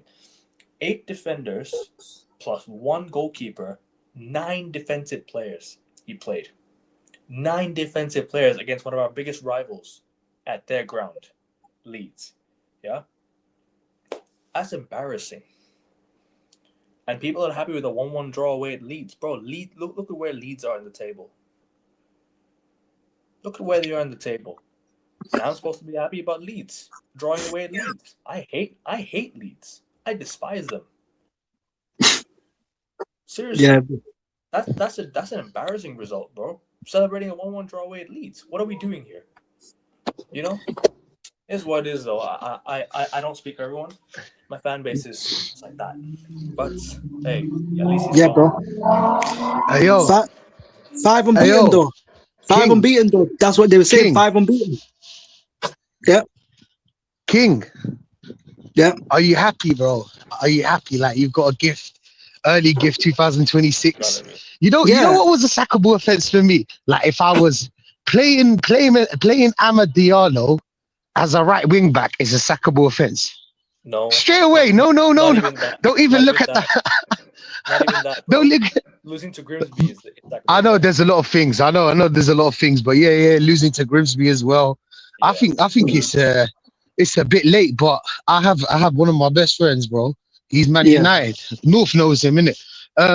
Yeah. Today he was like, yo, bro, he's sacked, blah, blah, blah. I was like, is he late? Isn't it a bit late? He was like, bro, better late than never, bro. I was like, all right, cool, fair enough. I'll be real. Fair enough, bro. Fair enough. But I wasn't expecting it. I'll be honest. I thought that they're going to sack him at the end of the season. I don't know about you guys. But I saw his quotes in a press conference, man. It's quotes in a press conference. That's the only reason why they sacked him, Ribeshi. That's the only reason why. That's the only reason why they've sacked him in Ineos is because of those quotes. If he doesn't come out and say the stuff that he did in that press conference, he's not getting sacked. What did he say, King? What did he say? What did he say? No, he basically said the sporting. He's basically saying that the sporting directors need to do their job, this and that, blah blah blah. And he's saying, don't forget, he was brought in to be a Manchester United head coach. He said manager, and they called him a manager. Yeah. So he went against all the things that he was brought in to do. Oh shit! Went against the board and called himself a manager when he was brought in to be a head coach, and that's exactly why he got sacked. That's why he got sacked. Yeah.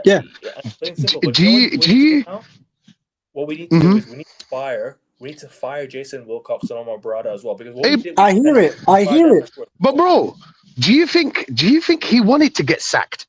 Because there were some games, bro. I watch Man United a lot. Yeah. Rashid, let me tell you something. Yeah, this guy after the Brighton game was smashing up TVs in the changing room, bro. There were rumors last season coming out and saying that when we lost 3-1 to Brighton last season, Kevin will probably remember when we lost to them 3-1 last season. Yes. At home at Old Trafford, there were rumors of him coming out and saying that there were rumors coming out saying he's had enough. He was smashing TVs. This man has tried to resign 3 times, Ribeshi. 3 times, Ribeshi. 3 times he has tried to resign, bro. 3 times, bro. Last January. This manager's been wanting to leave. This manager wanted to leave after the Europa League final. He wanted to leave after the Brighton game. He wanted to leave at the start of the season. All of these things, bro. He wanted to leave 3 times, bro. And Ineos decided to keep him. It's because they the only reason why they've sacked him is because those quotes. Yeah, it's because of those quotes. They are thinking about European football because they can get their sponsorships, they can get their money, and they can get their own businesses, bro. These men care about business first. These men don't care about Manchester United Football Club, bro. We're because that's the only reason why. That's the only reason why Amorim is in a job is because the Premier League's been bad this season. Man United are 5th or 6th in the table. That's the only reason why that he's been here this long. Amorim is because we're 5th and 6th in the table. These men have set a target of top 5, top 4/top 6. These men care about European football. That's it. That's it. Hey, by the way, did he get his P's? Did he get the 15 million? Was it 15 million he gets? I think so, yeah. Yeah, we got that in the end. So what was the point? What was the point of all that time that they wasted? Because I heard that because it's 15 million, blah blah blah. They didn't. I think until the end of the season, you can let him go without paying him the rest of his money. I think that's true. Is that yeah? In it. It's because of European they were waiting for the. I don't know. I just think that they just didn't like what he said. I guess he just said, pull the trigger now. Just might as well go. And listen, it's the right decision. Whether people like it or not, it's the right decision. This guy should have been sacked a long time ago. Like, I'm gonna be honest with you. I'm offended that he was our manager, bro. Post that final, I was offended, bro. The fact that these people accepted that standard, I was offended, bro. This is Man United we're talking about, bro. This is the biggest club in England, arguably. Yeah. But it was a process. That's what they told you, innit? Yeah, they told you it's a process, right? Omar Berrada was talking about 2028 and 2030 and all that. No one cares about 2028 or 2030, bro. How about do something about it now? It's only a process by design. There we go. And they just say it because they want to buy time. Yeah, they've kept him, Rashid. There's no other thing, Rashid. They've kept him for that long because they believe that he could get top 4, top 5, top 6 because how the league has gone. That's the only reason why that's the only reason why they've kept him for this long, because they thought that he could actually get top 4, top 5, top 6 because that's what all these men care about. That's what all these men have been just talking about. Top 5, top 6, top 4. That's what they care about. It's the money, bro. It's the money, bro. Do you believe he would have got top 6? Just like a question. No way. We would have finished 9th, bro. We would have finished 9th or something, bro, or 10th. I agree with you. Under this manager. This position is because we don't even have Europe or any other competition. We only have Europe, domestic football. That's the only reason why we're even here. If we had Champions League or if we had Europa League, we would probably be 10th because of the lack of squad depth. Look at the thin squad we have, bro. We had to play 9 defenders, including the goalkeeper last night. That just tells you everything you need to know. And the fact that he brings on Xerxes in the 62nd minute instead of half-time just tells you a lot about this guy. Once you go down 1-0, okay, fair enough. It was the right substitution. Xerxes had a good game last night. He played well in that number 10 role. But how consistent will Xerxes be? He's not been consistent this season. I'll be real with you guys. I rate Xerxes at times, but at times he's not been consistent. And then once he gets his minutes, once he comes off the bench, he looks like a better player than when he starts. Why? Is it because is he better against tired teams? Is he better against tired defenders? I have no idea. It's just a question that's up in the air. But how many good players have you got that are inconsistent though? Like, does he get the most out of Kobe Mainoo? Does he get the most out of Mbuemo on a consistent basis? Does he get the most out of Cunha? Does he get the most out of Doku? I don't know. I'm sorry. No, sorry. Last week, not last week. Was it against Wolves last week? I don't know if you guys saw. Did you guys see what Cunha did to the fans when he was walking down the tunnel? Yeah. You saw what he did? He did this to the fans the other day because the fans were booing him. And he was terrible. Rightly so, he was terrible. And he did this to the fans. It's getting to his head now. He's a United player. He's no longer a Wolves player. This is the guy with a Wolves mentality playing for United. And this is what I don't accept. I like Cunha. I think he's a good player, but he needs to stop thinking that he's at Wolves. I think that the fans will go easy. Because you saw what the Wolves fans did with Jose Sa last week. You saw what the Wolves fans did with Jose Sa. They confronted him after the game. They confronted him because they were tired of all the shit that was going on at Wolves. So this is what happens at United, bro. They don't do this enough. And we're a massive football club. We're a massive institution. It's easy going these lot. And that's sad. It's sad. Well, we are. Yeah, but I hear what you're saying about Xerxes, Kevin, as well. Yeah, but like the thing is, like, what are you like? This is the question that I ask you. Like, this is the thing. Like, what are you meant to do? Yeah, when you are not like Xerxes is a player that needs to play game after. He's a player that needs to play in He only made one stop last night, by the rhythm. way. That was Xerxes for Euro. That's it. He only made one stop last night. Yeah. He's a player. Xerxes is a player that needs rhythm. There's certain players that need rhythm, bro. And when the man is not freaking starting games, when you got Cunha starting in the 9, I agree with you. Cunha hasn't been great. I hear it. I hear if United fans want to give some criticism to Cunha, I hear it. But at the same time, Cunha is not a number 9. We didn't sign Cunha to play in the number 9. We signed him as a 10. Winger, in my opinion. I think he's a left winger, you know. He's a left winger / a number 10. That's what he is. He's not a number. He is not a number 9. So again, he's not given the best platform. In Bilmore, when he was playing at Brentford, he was facing the opposition's goal on the Brit. Yeah. He was playing in transition football. He was playing on counter-attacking football, quick transition football. He was facing the opposition's goal. We've got in Bilmore facing his own freaking goal, bro. We expect in Bilmore and stuff to get involved with freaking build-up, bro. Yeah, we got in Bilmore facing his own goal, bro. Like that's not in Bilmore, bro. That's not in Bilmore, bro. In Bilmore needs to be facing the opposition's goal, bro. Like this is the thing. And when you got Dalot, and when you're playing Dalot and Dogu, when they've never inverted in their life, when we got inverted wing backs, I've never ever seen that in my life. Inverted wing backs, like I've never seen that in my life. Dogu's been playing well at right wing. He goes back to left back where he stunk it out. I don't get the need to go back to a position where he was struggling instead of playing the position that he was actually playing well at. Yeah, he was playing well at right wing and then he goes back to a left back. It doesn't make sense. Yeah, it really does not make sense. Like why fix things if it ain't broke? This is what he keeps on doing. He fixes things when it's not broken. Facts.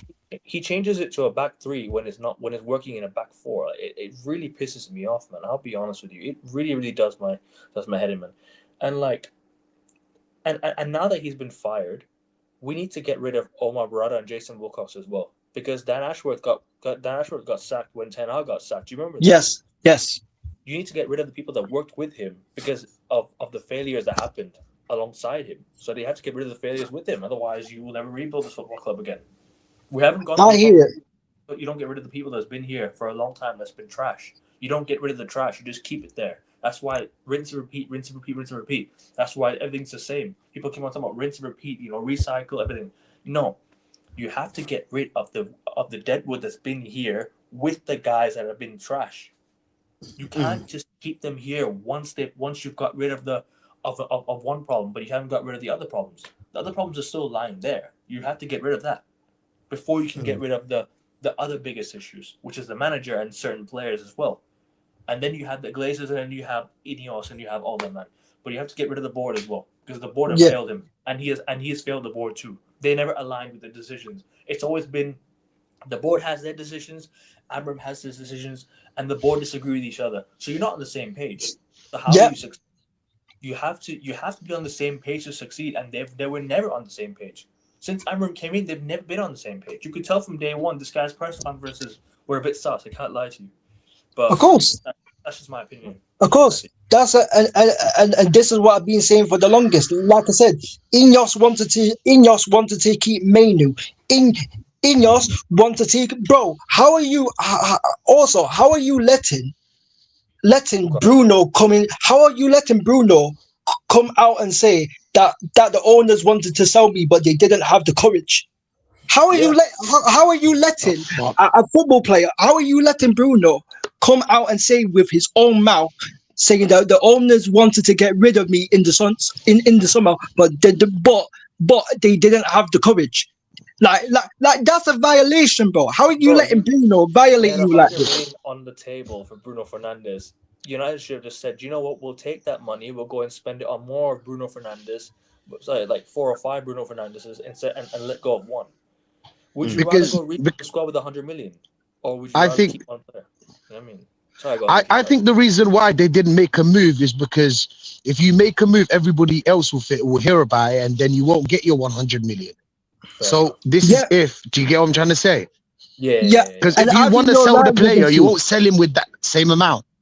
Yeah. I think you're right, Rashid. I think they didn't want to get rid of him because the backlash of the fans. But you know the wickedest thing is, Rashid, is that you know what's so funny about it? Because they're scared of the backlash of the fans. That's why they didn't freaking get rid of Bruno. But it's like, but it's like you didn't have the same mercy when you were sacking all of these dinner ladies and Dan Ashworth and freaking sacking all of these other men.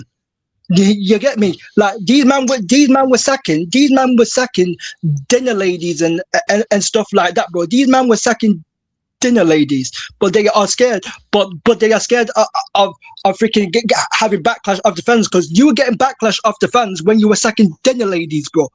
You were getting backlash when you were sacking dinner ladies and people who was there for God knows how long at the club. But you want to be scared of getting Bruno.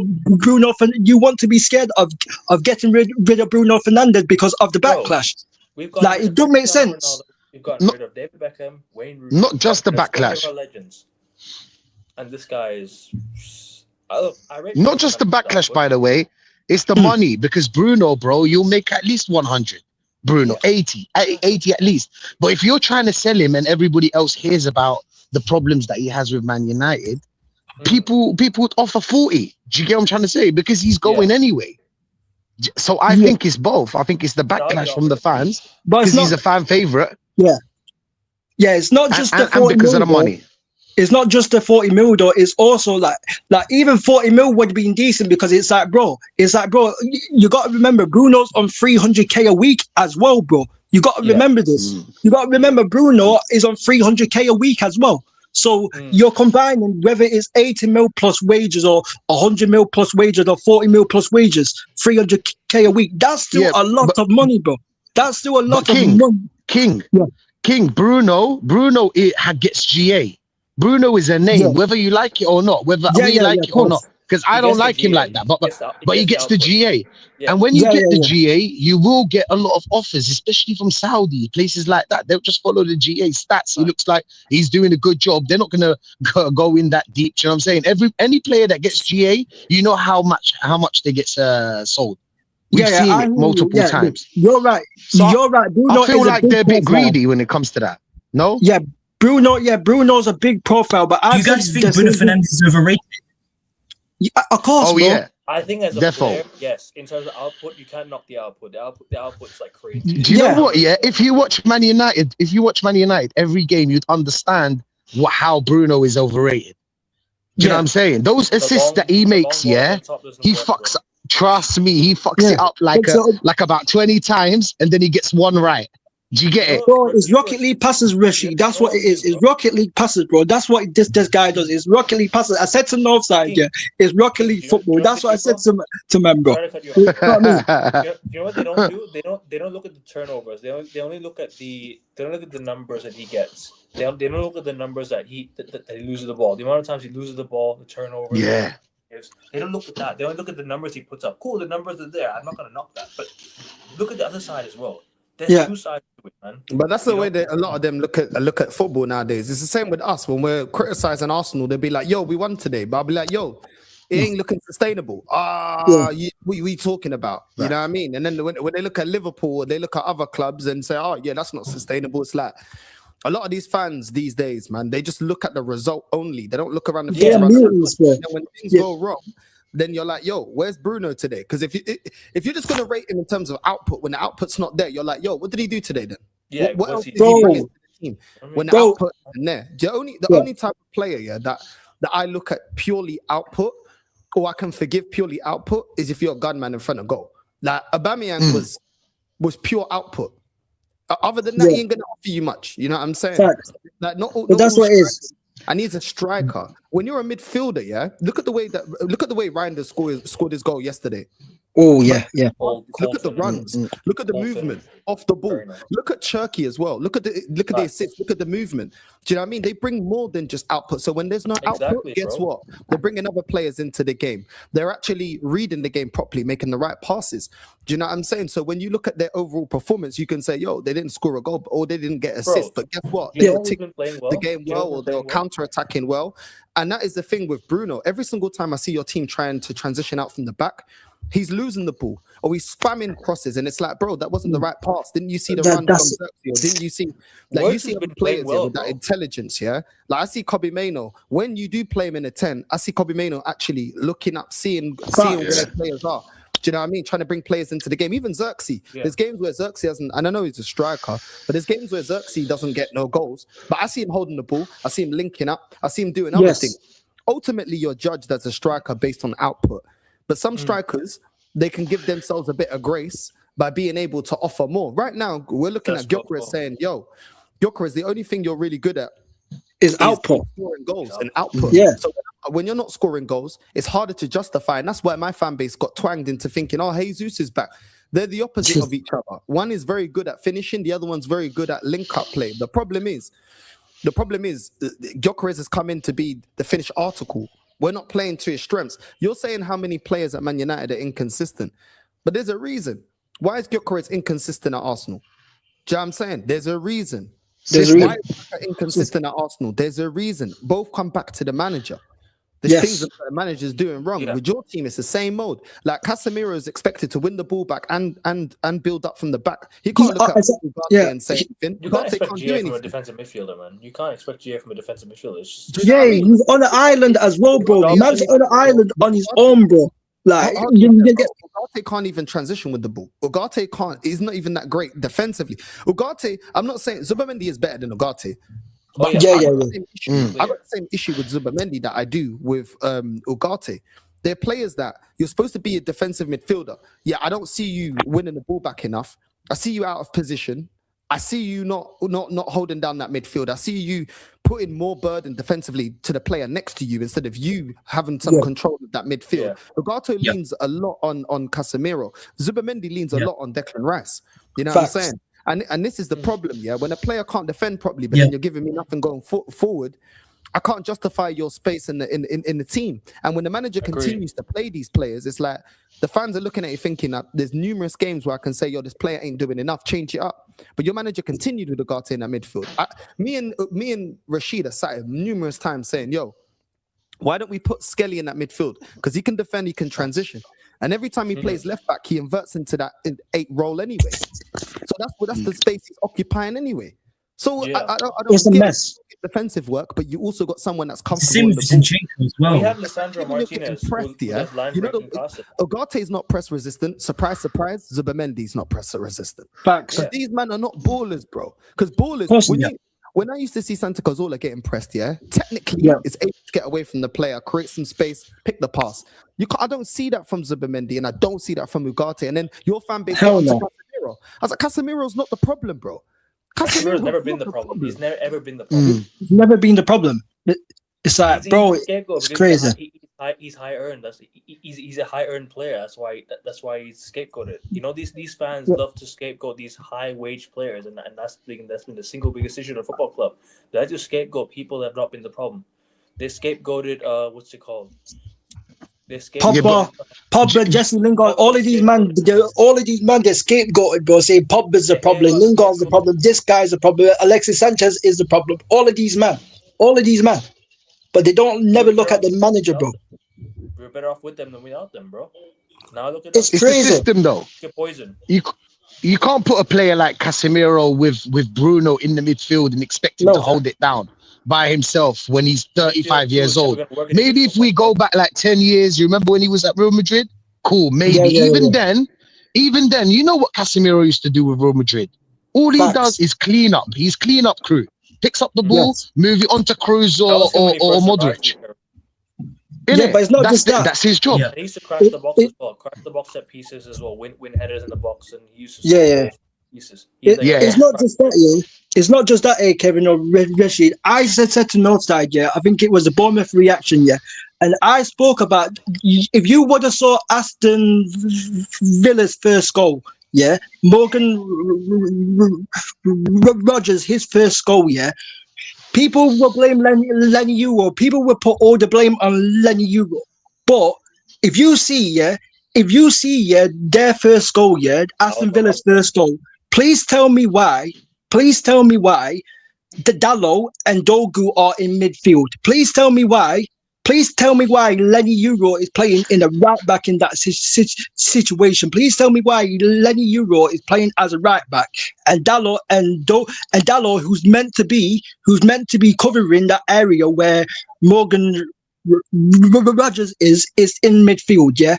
And why have you also got John McGinn play the ball to Morgan Rogers, yeah? He played the ball to him, yeah. Please tell me why Luke Shaw is pressing John McGinn on the halfway line. That's a system issue. Yeah. You're pressing the wrong players. Your left centre back. Why is your left centre back Luke Shaw pressing John McGinn on the halfway line, and you got Dalot in midfield? That's a system issue. Like, nothing makes sense with this guy, bro. Casemiro is there, left on the island. You expect Ugarte to dictate, to progress the ball. Ugarte has never been that player. No, he's not. Like, he's never been that player, bro. So, King, we have Lisandro Martinez who does line-breaking passes as well. Don't forget. Lisandro Martinez does line-breaking passes. You've got, Kobe Mano. Kobe Mano can break, yeah. Exactly. I think a combination between Kobe Mano and Casemiro is better, even though I think Kobe Mano should play in the three, like in a 4-3-3. Do you get what I'm trying to say? Yeah, I think so. But your best option, even if you play like a 5-2-3, whatever Man United used to play, I feel like even if you believe in that system, because the manager believes that system works, unless he wanted to get fired. I'm kind of like confused when it comes to Amorim, but like he believes that system works. I feel like that system, that the best option for you is to put Kobe Mano and Casemiro, and that's not good and that's not excellent, but it's all right. Do you get what I'm trying to say? Where you can tell Kobe Mano, listen, as soon as Casemiro gets the ball, we want you there. Do you know what I'm saying? We want you to dictate play. We want you to break the lines. Do you get what I'm trying to say? So I think maybe because playing Bruno Fernandes there is even fucking worse. Might as well put him. Might as well just put him in the 10. Yeah. Because this is what I'm saying, man. This is what you put the guy in the 8, yeah, when Bruno's not mobile and he plays the ball blindly. Like we've said this before. Koala, yes, I do think Bruno Fernandes is overrated. I've said it many a times because people compare this guy to Paul Scholes. Like, people compare this guy to Paul Scholes, and he's a United. Yeah, they call him a United legend, and they compare him to. Yeah, they do, bro. Like TNT Sport, I think it was after the Palace game, TNT Sport put out a stat saying, Bruno Fernandes has equaled the same amount of assists than Paul Scholes. He's got the same amount of assists than Paul Scholes. These men were trying to compare Bruno to Paul Scholes. We all know Bruno is not no Paul Scholes, bro. You understand? Right. But it's like Bruno, I don't rate Bruno, but Bruno should be not playing in the 8. Bruno again should not be playing in. Bruno should not be. But this is the problem as well. We've got Cunha, who is a maverick. We got Cunha, who is a maverick. We've got Cunha, who always wants the ball. But we also got Bruno, what always wants the ball. Bruno and Cunha, I don't think they can play in the same team because both of these men always want the ball. And these men end up bumping into each other because they both want the ball in similar areas. Bro, sorry to cut you off, bro. If you play Bruno Fernandes in that 8, right? It's a disadvantage because he's going to play more deep passes, and that's a disadvantage to the team because he's going to launch the ball back to the team. If you play him in that play him in a further role, further up the pitch, he gets the output. Why? It's because his job aims to defend and win the ball back. He's not supposed to sit deep and try and play. Yeah, but then who do you drop? But then who do you drop, bro? Think about it. Would you drop Mbeumo or would you drop Cunha? Like, I wouldn't drop both. I can't lie. Cunha, you have to drop Cunha because, like I said, because Rashid, Cunha and Bruno occupy the same spaces because they both want the ball and they end up getting mixed up with each other. They both want the ball, bro. They both want to do stuff with the ball. And you can't have two Mavericks here will always want the ball, bro, because they will end up bumping with each other. Northside seen it with Portugal. If you watch Portugal, it's the same thing with Ronaldo and Bruno. These men always want the ball, and they end up bumping into each other. It's the same thing with England. It's the same thing with England with Jude Bellingham, with Foden and Kane. It's the bang same thing. All of these men occupy the same spaces. Wanting the ball is not a bad thing, but occupying the spaces is a bad thing. You know what I mean? Yeah, that's what I'm saying. Occupying the spaces. Yeah, you're right. That's what I'm saying. So you can't have both of them in the team. Nah, listen, it is what it is, man. I need to get some food. I need to do some shopping. I need to eat something. I ain't eating. It's already almost free here. You know what I'm saying? But big up. You know what I'm saying? Everyone that's got a channel, shout your channel out one at a time. Big up to all of you for your time. I'm going live 4 p.m. UK for the King. Are you free at 4 p.m. UK? Yeah. I'll be free. Yeah, I'll be free. Yeah. I sent you a message, bro. Just check your messages. Yeah. I will. Yeah. I'm live for the emergency stream because I had to cancel my Premier League show today because the sudden news happened. I had to go live while I was on the beach. I was like, yo, this is nice. But big up, man. Big up for having me on, bro. And when you flying to Thailand, bro? When you coming over to Thailand? Bro, I still need to see, man. I was gonna go Brazil, but you know what? I need to focus, man. Do you know what I mean? So work first, innit? You know what I mean? I'm very tempted, but work first, man. Because man's gonna lose myself out there. Do you get what I'm saying? Do you know what I mean? It's crazy. Rashid, I'm calling you soon, bro. You already know, bro. Good to speak to you, bro, Rashid. Good to see you too, bro. Lit show. I'll be honest, lit show, man. I'm sad that he got sacked. I can't lie. I'm sad. I'm sad that he got sacked. I'll be real, bro. Fuck, man. I was like, shit, man. At least until the end of the season. Now they got a manager bounce. And we're gonna meet them in what, like 2 weeks? Oh no, are we gonna meet? Manager bounce. We have Darren Fletcher as manager, bro. Another legend. Yeah. Shit. It's a cult hero. I love Fletcher, man. Regardless of the manager, usually there's a manager bounce, isn't it? Usually there's like a little period of like 2 months, maybe. Do you get what I'm trying to say? Where you see any team play well. Yeah. So we're gonna meet them soon, bro. I can't lie. I would rather them sack. 100%, man. Let me know. Yeah, chat to me, bro. Chat to me. But 100%, bro. And obviously, my channel's A in Sports. If you guys haven't subscribed yet, I just passed 500 this past month. Come on. Listen, we're trying to get to 600 and then upwards from there. It's at A in Sports 7. So search it up, people, as a red icon with the podcast logo on there. But big up to you guys for having me on. Good stuff to you once again. Nah, big up, man. Big up, bro. Make sure you're subbing, man. A in Sports, man. Big up, man. Love for your time, man. Rashid, my G. Shout your channel out, bro. My guy, bro. I'm gonna be live 7:15 with Shane. You know what I'm saying? You gotta check that one out. 100% big up to the chat as well, man. And yeah, man, shout me. I can't wait, bro. I need to be out there, bro. I need to check out the city. I can't lie. I've heard a lot about Barcelona, man. But yeah. It's wild, man. It's wild. I'm telling you, man. You know what I'm saying? Make sure something to the level-headed Arsenal fan. You know what I'm saying? Kawaja, big up as well, man. Big up to your damn self. You know what I'm saying? Big up to yourself. Big up, Real King as well. Big up for your time as well, man. Big up to all you, man. Big up the whole panel, man. Big up the whole panel, man. Obviously, like I said, the last thing I would say is I'm happy that Amorim's gone, but Ineos, I'm having an even more of an eye on you closely, bro. I'm still Ineos out, bro. So Ineos, you ain't getting away with this, bro. You understand? Because you put me, Kevin, and other United fans who actually support the club. You've sabotaged all of us, bro. You get it? So man ain't having it from you, man. So you, man, best get the next appointment right, bro. Because I swear, bro, you're gonna see a different side to me, bro. Yeah. And man will be all, and United fans will be outside the car park, bro. Word to Saeed, bro. You know what I mean? So listen, bro. Listen, Ineos, Wilcox, Berardi, Jim. You best get the next appointment right, bro. I swear, bro. I swear down. Swear down, bro. There you go. So- There you go. Big up to all the man. They were redirecting to Saeed. Northside raid on the way in, and we're out, man. Love.